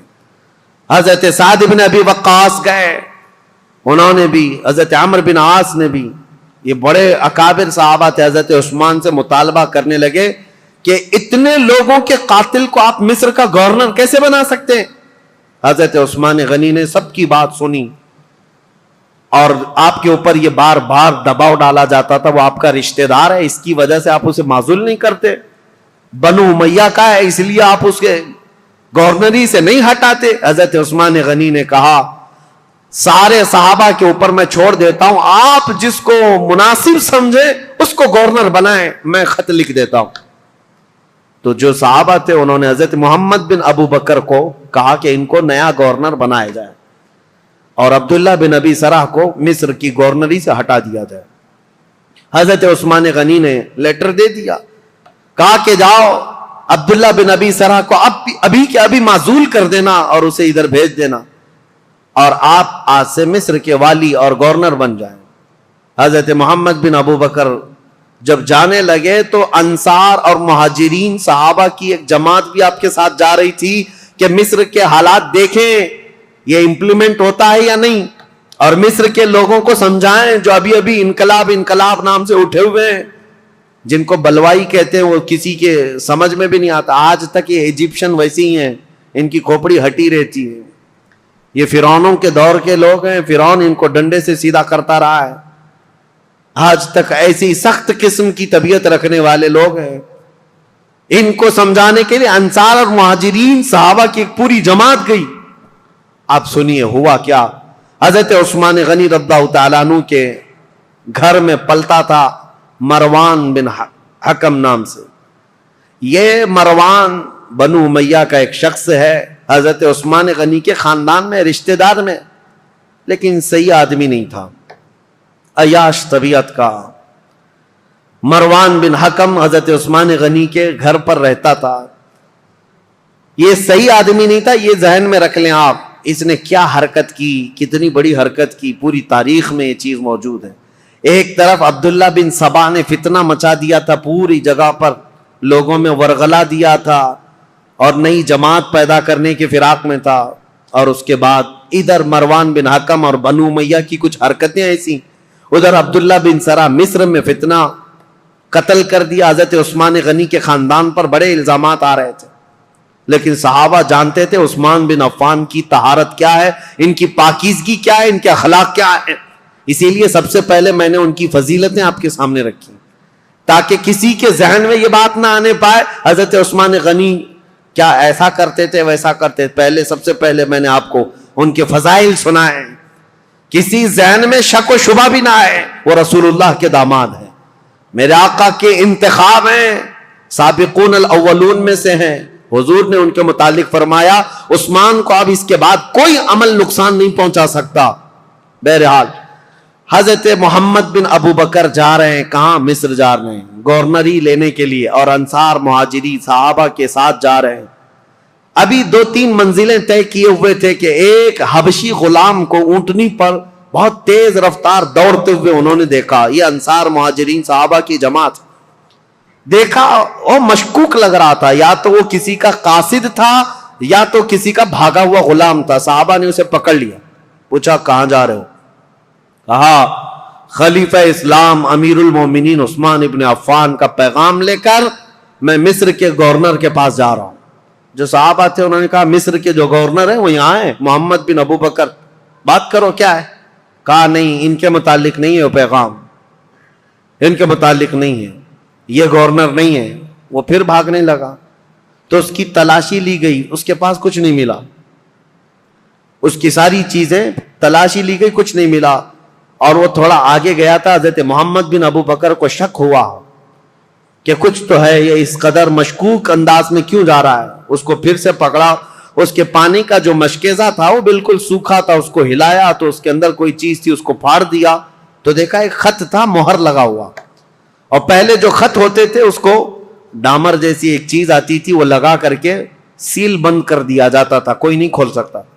اور یہ سیل بند خلیفہ کا لیٹر ہوا کرتا. حضرت محمد بن ابو بکر وہ خط لے کر کے آئے، اور سارے صحابہ کی جماعت تھی، انصار اور مہاجرین کی، جو ابھی مصر جا رہے تھے. ان کے بیچ میں وہ خط لا کر کے کہا کہ کیا میں اس کو کھول کر کے پڑھوں؟ سبوں نے کہا کھول کر کے پڑھو. حضرت عثمان غنی سے ملاقات کیے ہوئے ابھی 1-2 دن ہوئے اور اتنی جلدی کوئی پیغام آیا. کھول کر کے جب خط پڑھا اس میں لکھا ہوا تھا عبداللہ بن ابی سرح کے نام خلیفہ اسلام امیر المومنین عثمان بن عفان کی طرف سے خط ہے کہ اے عبداللہ بن ابی سرا، جیسے ہی محمد بن ابو بکر مصر آئے تو اسے قتل کر دینا، اور جو لوگ تیری شکایت لے کر کے آئے تھے ان کو کسی ہیلے بہانے سے مار دینا، ختم کر دینا، اور مدینے سے ایک جماعت جا رہی ہے، ان کو ادھر ادھر منتشر کر دینا، اور تم اپنی گورنری پر برقرار رہنا فقط۔ سلام کے بعد حضرت عثمان بن عفان کی مہر لگی ہوئی ہے۔ یہ کتنا بڑا واقعہ ہے، حضرت عثمان غنی کی مہر لگی ہوئی ہے۔ اب ظاہر سی بات ہے اس جگہ جو بھی ہوگا وہ آپے سے باہر ہوگا۔ حضرت محمد بن ابو بکر انہوں نے دیکھا ہے لیٹر میرے قتل کا، ایک طرف خلیفہ نے مجھے گورنر بنا کر بھیجا، دوسری طرف عبداللہ بن ابی سرا اپنے رشتہ دار کو یہ لکھ کر بھیج رہے ہیں کہ میں جیسے آؤں گا قتل کر دیا جائے مجھے۔ وہ آپے سے باہر تھے، سارے صحابہ انصار مہاجرین وہ سب برہم ہو گئے، سخت نالاں۔ یہ جماعت واپس لوٹ آئی مدینے آئے، مدینے آنے کے بعد سیدھے مسجد نبوی شریف میں آئے۔ حضرت علی ابن ابی طالب کرم اللہ وجہہ الکریم، حضرت طلحہ، حضرت زبیر، حضرت عبد الرحمن، بڑے بڑے صحابہ موجود تھے۔ ان سب صحابہ کے پاس لا کر یہ خط رکھا گیا کہ اس خط میں ایسے ایسے معاملات لکھے گئے ہیں۔ سب صحابہ نے کہا یہ نہایت ہی بہت ہی گری ہوئی حرکت ہے، ایسا ہونا ہی نہیں چاہیے، ایسا کیسے کیا جا سکتا ہے؟ تو پھر حضرت علی رضی اللہ تعالیٰ عنہ نے کہا اس مسئلے کو امیر المومنین سے ہی پوچھا جائے۔ تو خط لے کر حضرت علی آئے، آپ کے ساتھ 6 صحابہ اور بھی تھے۔ حضرت عثمان غنی، یہ آپ کو میں بتا رہا ہوں 70 سال کے بعد تو وہ خلافت پر بیٹھے تھے، اور تقریباً آپ کی عمر ابھی 80 سال کے قریب ہو رہی تھی۔ اس وقت آپ تو مکمل عبادت میں لگے رہتے تھے۔ حضرت عثمان کے پاس آئے، حضرت علی نے یہ خط دکھایا، وہ غلام کو بھی پکڑ کر کے لائے تھے، وہ اونٹنی بھی ساتھ تھی۔ حضرت عثمان سے کہا یہ غلام آپ کا ہے؟ حضرت عثمان نے کہا یہ غلام میرا ہے۔ کہا اونٹنی؟ کہا یہ بھی میری۔ اس کے بعد مہر دکھائی، کہا یہ آپ کی مہر ہے؟ کہا ہاں میری مہر ہے۔ کہا یہ خط پڑھ کر کے سنا، یہ خط کیا ہے؟ حضرت عثمان غنی نے خط سنا، اس کے بعد کہا اللہ رب العزت کی وحدانیت کی قسم، ان میں سے ایک حرف بھی میرا لکھا ہوا نہیں ہے، میں اس سے بری ہوں۔ حضرت علی فوراً اٹھ گئے، کہا صحابہ سے آج تک ہم نے عثمان کو قسم کھاتے ہوئے نہیں سنا تھا۔ ان کی پاکیزگی، ان کی طہارت ایسی تھی کہ ان کو قسم کھانے کی ضرورت نہیں پیش آئی۔ تو کہا کہ عثمان بن عفان اگر حلف اٹھا چکے، قسم کھا چکے ہیں، تو یہ خط ان کا ہو ہی نہیں سکتا۔ حضرت طلحہ، حضرت زبیر تھے، انہوں نے کہا ٹھیک ہے، ہم نے تسلیم کر لیا، داماد رسول امیر المومنین سے آج تک ہم نے جھوٹ سنا نہیں ہے، آپ اس پر بھی جھوٹ نہیں بول رہے ہیں، لیکن مسئلہ یہ ہے کہ یہ تو معلوم کریں کہ یہ ہے کس کا۔ اس خط نے پورا فتنہ مچا دیا ہے، محمد بن ابو بکر ماننے کو تیار نہیں ہے۔ اب یہ خبر مصر بھی پہنچ گئی، اور مصر کے جو بلوائی تھے عبداللہ بن ابی سرح سے جو پریشان تھے، وہ سب کی سب جماعت بنا کر مدینے آ گئے، مدینے میں داخل ہو گئے۔ حضرت طلحہ اور حضرت زبیر نے جب تحقیقات کی تو پتہ چلا حضرت عثمان کے گھر میں رہنے والا مروان، یہ اس کی حرکت تھی، اس نے حضرت عثمان غنی کی مہر چرائی تھی، اور خط چرا کر کے اس پر لکھا اور حضرت عثمان کی مہر لگائی، ان کی اونٹنی لیا، ان کا غلام بھیجا، اور اس کو یہ کہہ کر بھیجا امیر المومنین کا حکم ہے مصر کے گورنر لے جاؤ، لیکن بیچ میں پکڑا گیا اور راز فاش ہو گیا۔ جیسے ہی پتا چلا مروان چھپ گیا۔ اب مسئلہ یہ تھا کہ حضرت طلحہ، حضرت زبیر اور بڑے صحابہ نے کہا عثمان ابن عفان سے، کہا اس نے اتنی بڑی حرکت کی ہے، لہذا مروان کو آپ ہمارے حوالے کر دیں۔ حضرت عثمان رشتہ داروں کے لیے بڑے نرم بھی تھے، آپ کو پتا تھا اگر مروان کو ان کے حوالے کیا جائے تو قتل ہو جائے گا، مار دیا جائے گا۔ حضرت عثمان غنی نے مروان کو ان کے حوالے نہیں کیا، بس یہی بات تھی جو بہت بڑا فتنہ لاحق ہو گیا۔ حضرت علی کرم اللہ وجہہ الکریم نے بھی سارے صحابہ سے کہا حضرت عثمان غنی اگر مروان کو آپ کے حوالے نہیں کرنا چاہتے تو سب کے سب چلے جائیں، اس لیے کہ سزا دینے کا حق خلیفہ وقت کو ہے، عثمان ابن عفان سزا دیں گے۔ حضرت علی اس میں حق بجانب تھے، لیکن حضرت علی کرم اللہ وجہہ الکریم نے بھی حضرت عثمان غنی سے کہا تھا کہ اس مسئلے کو جتنی جلدی آپ فرو کریں گے، ٹھنڈا کریں گے، اتنی جلدی ہم سب کے لیے امان ہے، ورنہ فتنہ بہت بڑھ چکا ہے۔ اب حضرت عثمان غنی رضی اللہ تعالیٰ عنہ سے جب صحابہ نکل گئے تو یہ مصر کے جتنے بلوائی تھے یہ سب کے سب حضرت عثمان غنی کے گھر کے اطراف محاصرہ کر لیے، اور حضرت عثمان غنی کے گھر کے اطراف کیوں کھڑے تھے صحابہ پوچھتے تو یہ کہتے مروان ان کے گھر میں چھپا ہوا ہے، جب بھی نکلے گا ہم اسے ماریں گے، ہم خلیفہ وقت کے خلاف نہیں ہیں، مروان کو ہمارے حوالے کرے۔ حالانکہ مروان کب کے ان کے گھر سے بھاگ کر ملک شام جا چکا تھا، حضرت عثمان کے گھر میں تھا بھی نہیں، لیکن یہ بلوائی اسی انتظار میں کہ مروان گھر کے اندر ہے محاصرہ کر کے رکھا۔ کتنے دن؟ 40 دن تک چلا تھا یہ محاصرہ، اور حضرت عثمان غنی پر ایک دانہ پانی بھی اندر جانے نہیں دیتے تھے۔ سیدہ ام المومنین حضرت حفصہ حضور کی زوجہ ہے، وہ پانی کا مشکیزہ لے کر حضرت عثمان غنی کے پاس جا رہی تھیں پانی پلانے کے لیے۔ ان کے خچر پر جو مشکیزہ رکھا تھا ان بلوائیوں نے تیر مار مار کر کے مشکیزہ پھوڑ دیا اور پورا پانی بہا دیا۔ ام المومنین کو تک حضرت عثمان کے گھر جانے نہیں دیا، حضرت عائشہ صدیقہ کو تک جانے نہیں دیا۔ یہ نئے آئے ہوئے لوگ تھے اسلام میں سب، یہ بلوائی۔ ایک دن حضرت عثمان غنی چھت پر کھڑے ہوئے اور پوچھا لوگوں سے، کیا ہے لوگوں، کیا تم میں علی بن ابی طالب ہیں؟ لوگوں نے کہا نہیں ہے۔ کہا تم میں سعد بن ابی وقاص ہے؟ لوگوں نے کہا نہیں ہے۔ کہا طلحہ یا زبیر ہیں؟ کہا نہیں ہے۔ حضرت عثمان نے چھت سے پکار کر کہا کیا میری بات علی بن ابی طالب تک کوئی پہنچا سکتا ہے؟ کہا کہ کیا بات ہے؟ کہا علی بن ابی طالب سے یہ کہہ دو کہ عثمان بن عفان پچھلے 4-5 دن سے پانی کا ایک گھونٹ بھی نہیں پیا ہے۔ خبر ملی مولا علی کرم اللہ وجہہ الکریم کو، حضرت علی رضی اللہ تعالیٰ عنہ نے اپنے دونوں شہزادوں کو لے کر حضرت حسن اور حضرت امام حسین کو پانی کے مشکیزے بھرے اور چند جوانوں کو لے کر حضرت عثمان کے گھر پہنچ گئے اور پانی پہنچایا۔ یہ صرف اور صرف یہی پانی تھا حضرت عثمان کے گھر جو پہنچا، آخری پانی تھا جو حضرت علی بن ابی طالب کی طرف سے آیا تھا۔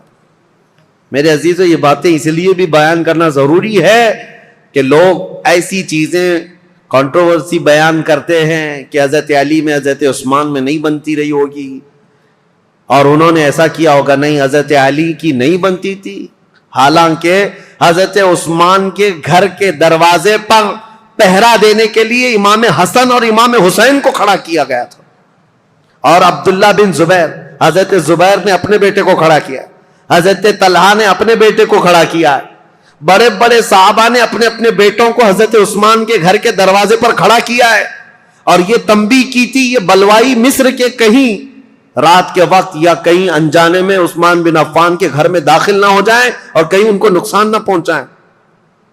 یہاں تک کہ یہ بلوائی جو ہے مصر کے جو لوگ آئے تھے ایک مرتبہ تیر چلائے تھے، ان تیروں کی وجہ سے حضرت امام حسین کا پورا سینہ زخمی ہو گیا، خون خون ہو گئے تھے، اور حضرت امام حسن مجتبیٰ کے سر پر زخم آیا تھا نیزے سے۔ یہ حضرت عثمان کی حفاظت پر دونوں شہزادے کھڑے تھے، اور یہ خون اتنا بہہ گیا تھا جس کو دیکھ کر کے ڈر گئے۔ محمد بن ابو بکر ان میں تھے، انہوں نے کہا ہے لوگوں، ہم تو عثمان بن عفان اور بنو امیہ کے خلاف کھڑے ہیں، ابھی تم نے ان کا خون اتنا بہا دیا کہ بنو ہاشم ان کا یعنی بدلہ لینے کے لیے آ جائیں گے۔ بنو ہاشم کون ہے؟ رسول اللہ کا خاندان، اور امام حسن اور امام حسین جب زخمی ہو گئے ہوں تو رسول اللہ کا جو خاندان ہے بنو ہاشم وہ تو بدلہ لینے کے لیے آ جائیں گے۔ محمد بن ابو بکر نے کہا معاملہ سب الٹ جائے گا، عثمان بن عفان کو کوئی دیکھے گا ہی نہیں، حسن اور حسین جو زخمی ہوئے اس کا بدلہ لینے کے لیے قوم ہم پر ٹوٹ پڑے گی، اس لیے اس کام کو جلدی کر دو۔ محمد بن ابو بکر اور چند لوگ چھت پھلان کر کے حضرت عثمان غنی کے گھر کے اوپر سے اندر داخل ہوئے۔ اس وقت سیدنا عثمان بن عفان قرآن کی تلاوت کر رہے تھے، قرآن پڑھ رہے تھے، اور رسول کریم صلی اللہ تعالی علیہ وسلم کو ایک دن پہلے خواب میں دیکھا تھا۔ نبی پاک صلی اللہ تعالی علیہ وسلم کو خواب میں دیکھ کر پھوٹ کر رونے لگے حضرت عثمان. کہا یا رسول اللہ، وہ قوم جس کو میں نے بیر روما وقف کر دیا تھا جب مدینے میں کسی کے پاس پانی نہیں تھا، میں نے ان کے لیے پانی وقف کیا، آج وہ قوم مجھے پانی نہیں دے رہی. نبی پاک صلی اللہ تعالی علیہ وسلم نے حضرت عثمان سے کہا کیا ہے عثمان، تھوڑا اور برداشت کر لو، کل میرے ہاتھ سے پانی پیو. حضرت عثمان کہتے ہیں حضور کو خواب میں اتنا دیکھنے کے بعد تسلی ہو گئی. 40 دن کا محاصرہ چلا ہے حضرت عثمان کے ساتھ، 40 دن کا، وہ 40 دن روزے سے گزرے. حضرت عثمان غنی رضی اللہ تعالیٰ عنہ کی یہ سختیاں، اور جب پانی بھی نہیں پہنچتا، کھانا بھی نہیں پہنچتا، اس وقت رسول کریم صلی اللہ تعالیٰ علیہ وسلم کے کئی صحابہ، میں یہ بات میں بتاتا ہوں، محمد بن ابو بکر چھت پھلانگ کر کے آئے تھے، اس سے پہلے کئی صحابہ آئے، حضرت طلحہ آئے، حضرت زبیر آئے اور دیگر بڑے صحابہ آئے. کہا امیر المومنین یہ حالات بڑے سخت ہو گئے، 3 باتوں میں سے ایک بات کر لیجیے آپ، یا تو آپ کسی چھپے ہوئے راستے سے ملک شام چلے جائیں، وہاں آپ کی حفاظت ہو سکتی ہے، یا تو پھر مروان کو پکڑوا کر کے اس کو سب کے سامنے سزا دے دیں، معاملہ ٹھنڈا ہو سکتا ہے، یا تو پھر آپ اپنی خلافت سے دستبردار ہو جائیے، خلافت سے آپ ہٹ جائیے. حضرت عثمان نے کہا یہ تینوں کام نہیں کر سکتا، مروان میرے پاس نہیں. رہی بات مجھے ملک شام جانے کی بات کر رہے ہو، حضرت عثمان غنی کہتے ہیں میرے جسم کے ٹکڑے ہو جائیں میں رسول اللہ کا مدینہ چھوڑ کر نہیں جا سکتا. میں رسول اللہ کا پڑوسی ہونے کے لیے اپنا وطن مکہ چھوڑ کر یہاں آیا، اپنی جان بچانے کے لیے میرے نبی کا شہر چھوڑ کر نہیں جا سکتا. اور رہی بات تیسری، خلافت چھوڑ دیجئے، سنو اس بات کا مجھے شوق نہیں ہے، لیکن میرے آقا صلی اللہ تعالی علیہ وسلم کی حدیث ہے، رسول اللہ نے فرمایا تھا عثمان بن عفان کو ایک جبہ دیا تھا، اور اس کے بعد کہا اے عثمان اللہ تمہیں ایک جبہ پہنائے گا اور میری امت اس کو اتارنے کی کوشش کرے گی، لیکن تم موت تک اس جبے کو اتارنا مت. حضرت عثمان نے کہا اس جبے سے مراد رسول اللہ نے جو فرمایا تھا وہ خلافت کا جبہ تھا جو اللہ نے مجھے پہنایا، اور میں نے اپنی زندگی میں رسول صادق صلی اللہ علیہ وسلم کی بات سچ ہوتے دیکھا. قوم مجھ سے وہ جبہ اتارنے کی کوشش کر رہی ہے اور میں ابھی تک برقرار ہوں تو صرف رسول اللہ کے فرمان کی وجہ سے. میرے آقا نے فرمایا ہے. تو صحابہ نے جب یہ 3 باتیں رکھی، حضرت عثمان نے تینوں کا جواب دیا تو سب صحابہ چلے گئے. اب وہ 40واں دن تھا جب حضرت عثمان قرآن کی تلاوت کر رہے تھے. حضرت حسن، حضرت امام حسین، حضرت عبداللہ بن زبیر، حضرت طلحہ کے بیٹے، یہ سب دروازوں پر کھڑے تھے، لیکن چھت سے یہ لوگ داخل ہو گئے. جیسے ہی آئے، محمد بن ابو بکر کون ہے؟ حضرت ابو بکر صدیق کے بیٹے. ان کے قتل کا فرمان گیا تھا نا، تو ظاہر سی بات ہے ان کو غصہ تھا. حضرت عثمان کے خط میں کس کے قتل کا تھا؟ ان کے قتل کا مسئلہ لکھا ہوا تھا. عبداللہ بن ابی سرح کو جو خط لکھا گیا تھا مروان نے، وہ محمد بن ابو بکر کے قتل کا تھا. تو محمد بن ابو بکر داخل ہوئے اور آتے ہی حضرت عثمان غنی کی داڑھی پکڑ لی. کہا عثمان بن عفان سے، امیر المومنین آپ ایسا کیسے کر سکتے ہیں؟ میرے ساتھ ایسا کیسے کر سکتے ہیں آپ؟ ایک طرف مجھے گورنر بنا کر بھیج رہے تھے اور دوسری طرف اس کو میرے قتل کا لیٹر بھیج رہے تھے. حضرت عثمان نے نہیں کچھ نہیں کہا اے محمد اگر تیرے باپ یہ حرکت کرتے ہوئے دیکھتے تو زندہ نہیں بچتا. وہ ڈر گئے محمد بن ابو بکر، کیونکہ حضرت ابو بکر صدیق اگر دیکھ لیتے اس بات کو. حضرت عثمان نے صرف اتنا جملہ کہا اگر تیرے باپ ہوتے تو میری داڑھی تک تیرا ہاتھ نہیں آ سکتا تھا. تو حضرت محمد بن ابو بکر ان کے ہاتھ پر کانپنے لگ گئے، پیچھے ہو گئے، اور اس کے بعد دروازے پر جا کر زور زور سے توبہ کرنے لگے مجھ سے کیا ہو گیا، اور گھر سے باہر نکل کر کے آئے. لیکن حضرت محمد بن ابو بکر کے ساتھ جو مصر کے 2 بلوائی آئے تھے، انہوں نے اپنے نیزے سے حضرت عثمان کے سینے پر مار کر کے ان کو شہید کیا. انا للہ و انا الیہ راجعون.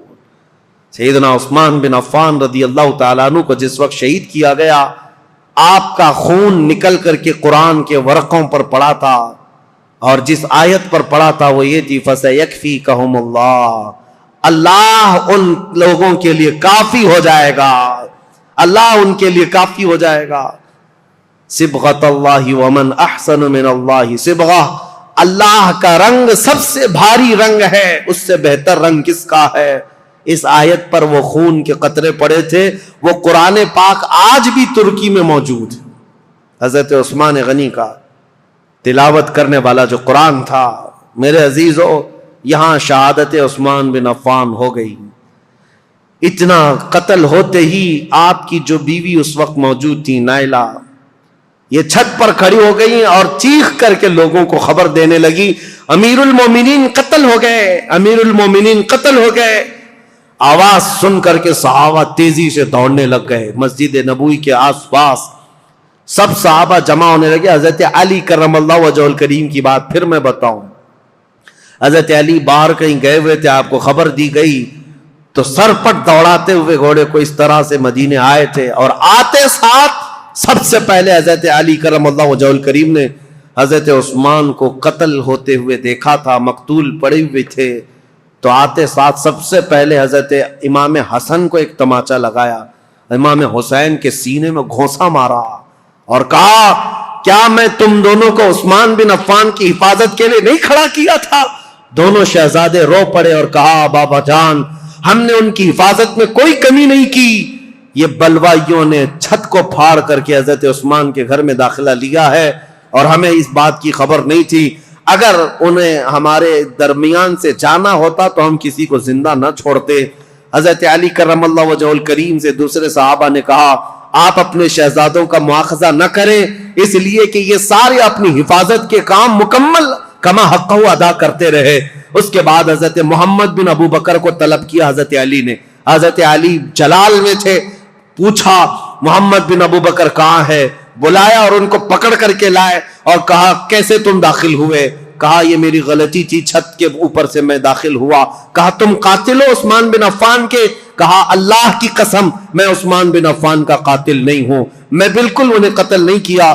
جیسے ہی میرے ہاتھ ان کی داڑھی تک گیا، انہوں نے میرے باپ کا نام یاد کیا اور مجھے غیرت ایسی آئی کہ میں کھڑا نہ ہو سکا اور ان کے دروازے پر کھڑے ہو کر کے میں نے سچی توبہ کی ہے. حضرت علی کرم اللہ وجہہ الکریم نے ان کی باتیں سنی. اتنے پر کافی نہیں، ان کا ہاتھ پکڑ کر گھر میں لے گئے اور امیر المومنین عثمان بن عفان کی جو اہلیہ تھی ان کو طلب کیا. جو زوجہ تھی وہ گھر میں اندر تھی، بلایا اور کہا، کیا عثمان بن عفان کے قاتل یہ ہیں؟ ان کی زوجہ نے کہا، نہیں، یہ گھر میں اندر آتے ہوئے تو ان کو میں نے دیکھا ہے اور انہوں نے قتل نہیں کیا. یہ جتنی باتیں کہہ رہے ہیں وہ سچ ہے. انہوں نے داڑھی بھی پکڑی تھی. میرے شوہر نے ان سے کہا بھی تھا، ابو بکر ہوتے تو یہ نہیں ہوتا، تو یہ چھوڑ کر چلے گئے تھے. یہاں تک کہ حالات کی میں شاہد ہوں کہ یہ چھوڑ کر گھر سے نکل گئے تھے، لیکن ان کے ساتھ 2 لوگ آئے تھے مصر کے رہنے والے لوگ، میں انہیں جانتی نہیں، انہیں پہچانتی نہیں. ان دونوں نے قتل کیا ہوگا. ان کے علاوہ کوئی وہاں عینی گواہ نہیں تھا، عینی شاہد نہیں تھا، آئی وٹنس نہیں تھا حضرت عثمان غنی کو قتل ہوتے ہوئے دیکھا ہو کسی نے. حضرت علی کرم اللہ وجہہ الکریم باہر آئے. یہ اسلام میں پیدا ہونے والا سب سے پہلا فتنہ تھا. حضرت سعد بن ابی وقاص نے کہا، اسلام کا دروازہ فتنوں کے لیے کھول دیا گیا ہے. عثمان بن عفان کے قتل کے ساتھ اب یہ دروازہ قیامت تک نہیں بند ہو سکتا. فتنوں کا دور جو شروع ہوا ان کے قتل کے ساتھ آج تک چل رہا ہے. اور میں نے عبداللہ بن سبا کا جو نام لیا تھا وہ اس لیے کہ اس نے مولا علی کرم اللہ وجہہ الکریم کی حمایت میں ایک جماعت پیدا کی اور لوگوں کو اکسایا، ورغلایا اور ایک ایسی جماعت پیدا کی جن کو رافضی کہتے ہیں، غلو کرتے ہیں. وہ صحابہ کو گالیاں دینے لگے، عثمان بن عفان کو گالیاں دینے لگے اور حضرت علی، حضرت حسنین کریمین کی شان میں غلو کرنے لگ گئے اور گڑ گڑ کر کے نئی نئی حدیثیں بنانے لگ گئے. یہ فرقہ جو پیدا ہوا اسلام میں، یہ عبداللہ بن سبا کا ڈالا ہوا بیج تھا. اور آج بھی اہل تشیع جو شیعہ حضرات وہ عبداللہ بن سبا کو برا بلا نہیں کہتے، بلکہ اس کا تو بہت بڑا مزار بنایا ہوا، وہ 3 شخص کا بہت بڑا مزار بنایا اور اس کا احترام کرتے ہیں، اس کو برا بلا کہنے بھی نہیں دیتے. لیکن تاریخ کی سچائیاں یہ ہیں، اسلام میں سب سے پہلے یہ فتنہ لانے والا، مسلمانوں کو بھڑکانے والا، خلیفہ وقت کے خلاف اکسانے والا عبداللہ بن سبا تھا، اور اس کے فتنے کا اثر یہاں تک پہنچا کہ حضرت عثمان بن عفان کا قتل ہو گیا، حضرت عثمان شہید ہو گئے۔ اللہ اکبر، 12 سالہ یہ خلافت کا دور ختم ہوتے ہی اسلام کی ان سرحدوں میں اور ان زمینوں میں ایسا اندھیرا چھا گیا، ایسا اندھیرا چھا گیا کہ اس کے بعد پھر یہ خلافت کا دور جو آگے بڑھا، زیادہ دن تک نہیں، مولا علی کرم اللہ وجہہ الکریم کا دور آیا، اور اس کے بعد خلافت راشدہ ختم ہو گئی۔ میرے آقا صلی اللہ تعالیٰ علیہ وسلم کی حدیث ہے، الخلافت بعدی 30 ثم الملوک، میرے بعد 30 سال خلافت چلے گی، اس کے بعد بادشاہ آئیں گے۔ اور اگر آپ کاؤنٹ کریں گے تو یہ چاروں خلفائے راشدین جو ہے، ان کی مدت اور ان کا زمانہ ٹوٹل 30 سال کا ہوتا ہے، وہ رسول اللہ کے فرمان کے مطابق۔ لیکن ان چاروں خلفاء میں سب سے لمبا زمانہ اگر کسی کو ملا ہے تو عثمان بن عفان کو ملا ہے۔ حضرت عثمان غنی رضی اللہ تعالیٰ عنہ کی عمر مبارک ان کے انتقال کے وقت بعض روایتوں میں 82 ہے، بعض میں 80 ہے، بعض میں 79 ہے، بہرحال، اور ایک روایت تو 90 سال کی ملتی ہے کہ آپ کے انتقال کے وقت آپ کی عمر 90 سال کے قریب تھی۔ لمبی عمر بھی پائی اور خلافت کا دور بھی لمبا چلا۔ رسول پاک صلی اللہ تعالیٰ علیہ وسلم نے ان کو اپنی ایک انگوٹھی دی تھی اور کہا تھا کہ اس کو سنبھالے رکھنا، اور اس انگوٹھی کی آپ بہت حفاظت کرتے تھے، اور حضور نے فرمایا تھا جس دن تم سے یہ انگوٹھی ضائع ہو جائے گی، فتنوں کا دروازہ ایسے کھلے گا کہ قیامت تک کوئی اس کو بند نہیں کر سکے گا۔ حضرت عثمان غنی کی خلافت کے 6 سال ہوئے تھے۔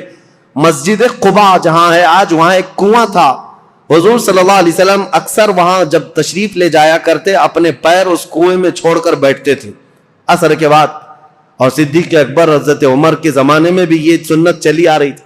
حضرت عثمان کو بھی یہ پسند تھا حضور کی اداؤں کا، جب آپ کا دور تھا وہ بھی اس کنویں کے پاس جاتے تھے اور اس میں پیر لٹکائے بیٹھتے تھے۔ ایک بار اس کنویں کے پاس بیٹھے تھے، ہاتھ میں کچھ حرکت کیا، انگوٹھی نکل کر کے اس کنویں میں گر گئی۔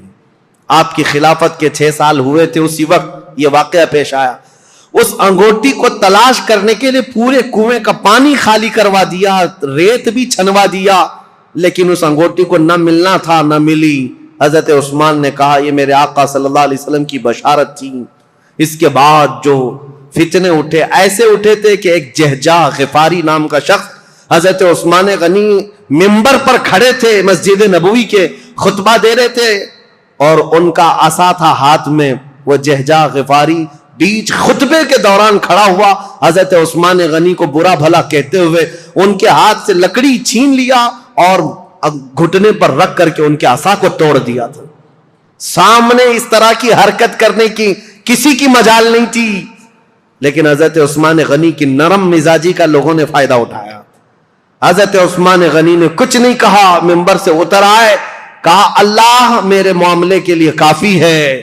صحابہ کہتے ہیں وہ جہجہ غفاری لکڑی توڑ کر کے باہر نکلا نہیں تھا کہ اس کے گھٹنے میں سڑن پیدا ہوئی، ایسی سڑن پیدا ہوئی کہ اس کے گھٹنے میں کیڑے پڑ گئے تھے، ہمیشہ پیپ بہتا تھا، اور اسی گھٹنے کے اس سڑن کی بیماری میں ہی اس کی موت ہو گئی۔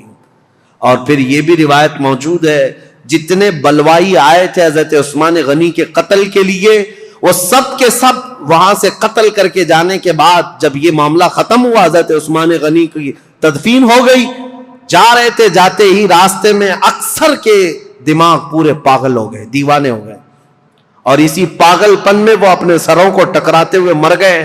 ان میں سے ایک شخص بھی بچا نہیں جو مصر پہنچا ہو۔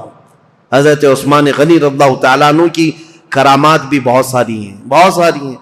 سیدنا عثمان بن عفان رضی اللہ تعالیٰ عنہ یقیناً محبوب خدا تھے، محبوب مصطفیٰ تھے، ان کے بارے میں کوئی بھی کلام نہ کرنے پائے۔ عزیزان گرامی، آج کے دور کی بات میں آپ کے سامنے رکھ کر گفتگو کو سمیٹتا ہوں۔ بہت سارے آج ایسے کھٹمل آئے ہوئے ہیں جو سیدنا عثمان بن عفان کی طرف انگلی اٹھاتے ہیں، اور ان کی شہادت کے متعلق میں ایک روایت بتا دوں، ابن عساکر کی روایت ہے اور مسند ابی یعلا کی روایت ہے۔ حضرت عبداللہ بن عباس نے فرمایا جس کو حضرت عثمان بن عفان کے قتل کی خوشی ہے یا ان کی موت کی خوشی ہے، حضرت عثمان بن عفان کے متعلق بہت بڑی روایت میں پیش کر رہا ہوں. عبداللہ بن عباس فرماتے ہیں کہ یہ جو مصر کے لوگ جو قتل کرنے آئے تھے, یہ اگر زندہ رہتے تو حضرت عبداللہ بن عباس دونوں باتیں کیا کہتے ہیں, پہلے یہ بات سن لو, کہتے ہیں اسلام میں سب سے پہلا فتنہ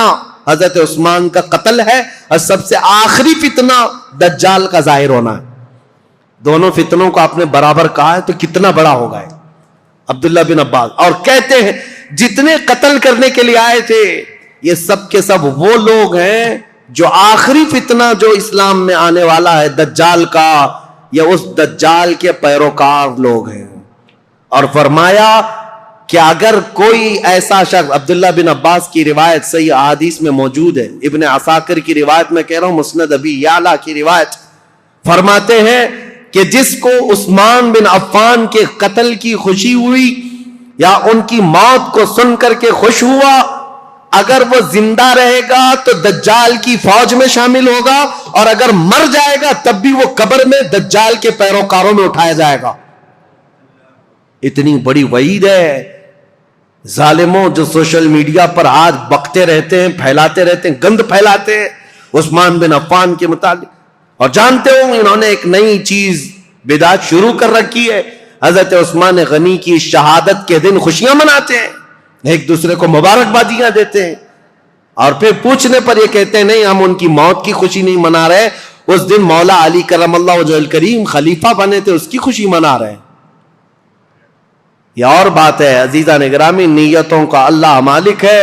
اگر مولا علی کرم اللہ وجہہ الکریم کی خلافت کی خوشی ہے تو یقیناً پورے کروڑوں مسلمانوں کو ان کی خلافت کی خوشی ہے.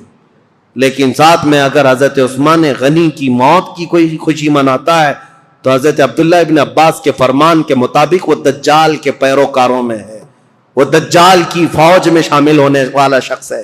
اسی لیے اپنی زبانوں کو لگام دو, اپنی عقلوں کو پردے ڈال کر کے جو چاہے بک بک نہ کرو.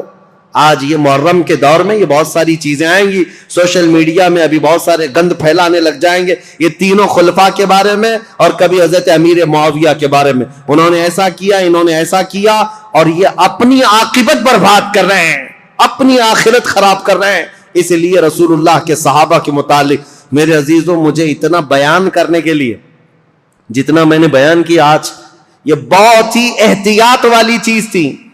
اگر اس میں میری زبان کہیں پر پھسلی ہو, لاکھ مرتبہ میں توبہ کرتا ہوں اللہ کی بارگاہ میں, مولا مجھے معاف کر دے. میں استغفار کرتا ہوں مولا مجھے معاف کر دے کہ حضور صلی اللہ تعالی علیہ وسلم کے صحابہ کی تاریخ بتا رہا ہوں, یہ آسان کام نہیں تھا. حضرت عثمان کا دور بتانے میں دیگر صحابہ کے بھی معاملات ہیں.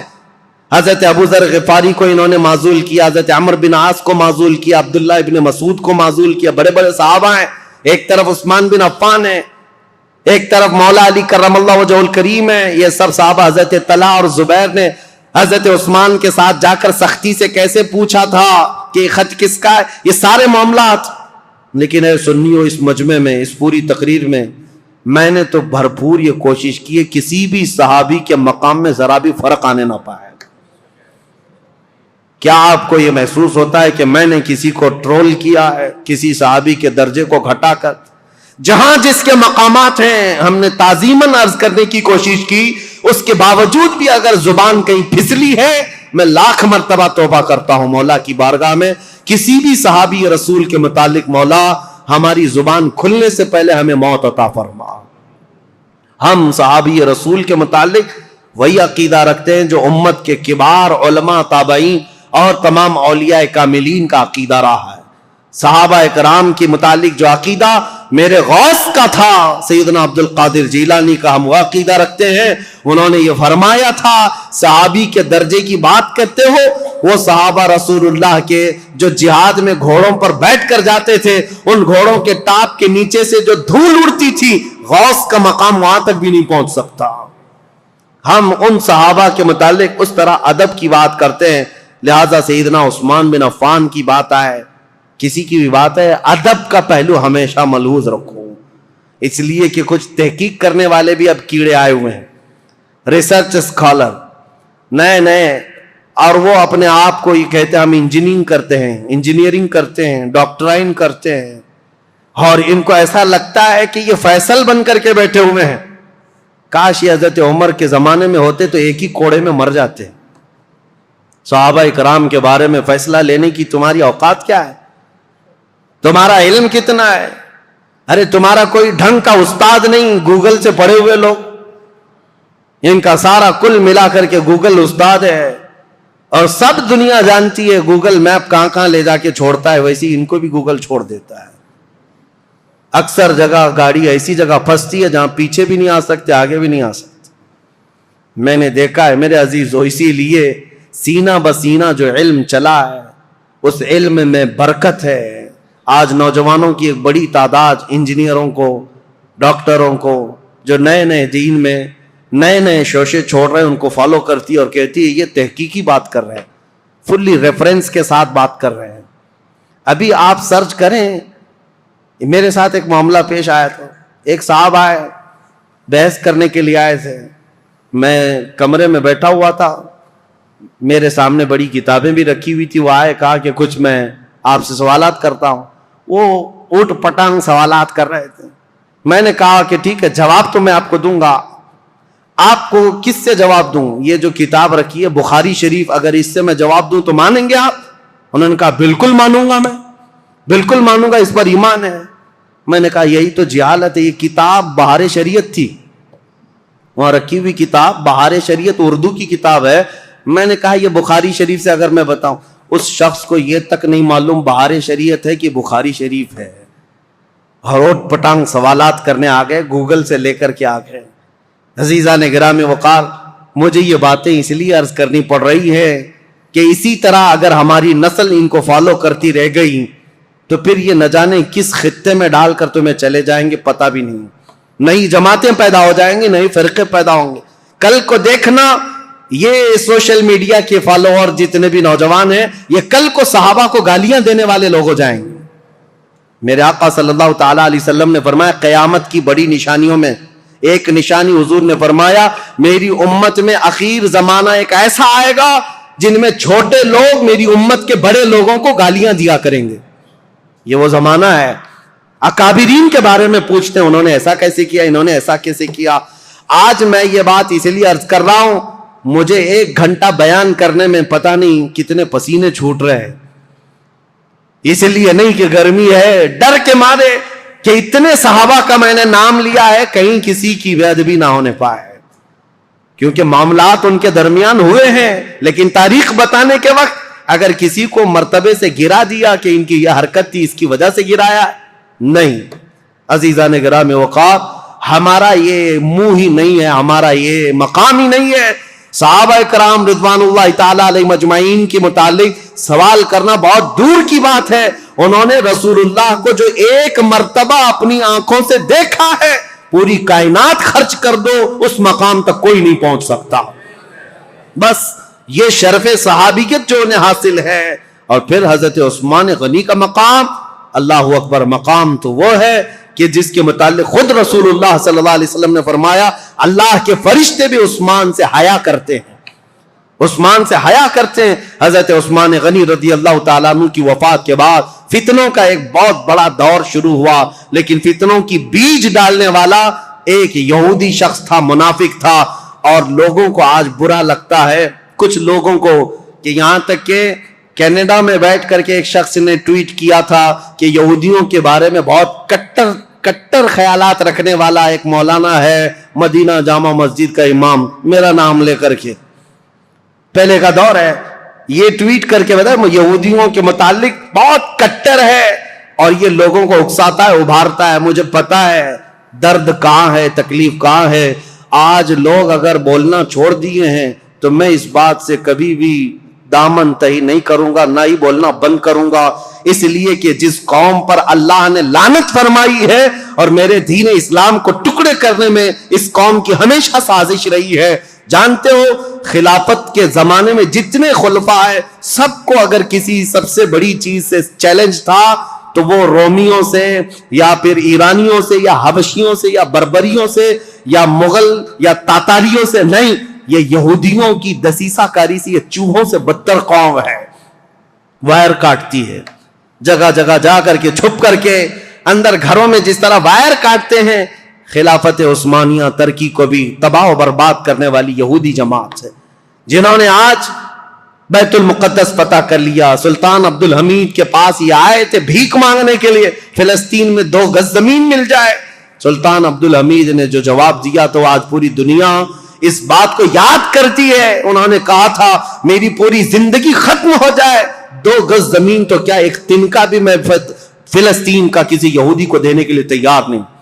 ان کو منانے کی 1000 کوششیں ہوئی، لیکن ان کے انتقال کے فوراً بعد ہی یہ عرب آئے اور ان سے ایگریمنٹ کر کے صرف ایک چھوٹا سا علاقہ یہودیوں نے بھیک مانگ کر 4000 لوگوں کو فلسطین میں بسایا تھا۔ فرسٹ ورلڈ وار کے بعد آج دنیا جان رہی ہے 4000 کو بسانے کا انجام کیا ہے۔ پورے عربوں کے ناک میں دم کر رکھا ہے انہوں نے، سارے عربوں کو بھی مار کر رکھا ہے۔ نہ مصر ان سے مقابلہ کر سکتا ہے، نہ شام مقابلہ کر سکتا ہے، نہ لبنان، نہ ایران، کوئی نہیں۔ بیچوں بیچ بیٹھ کر کے دسیسہ کاریاں کرتے ہیں۔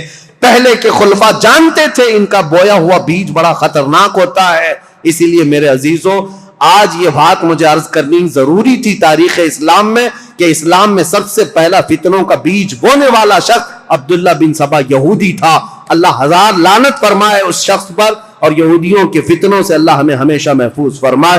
وآخر دعوانا ان الحمد للہ رب العالمین۔ السلام علیکم۔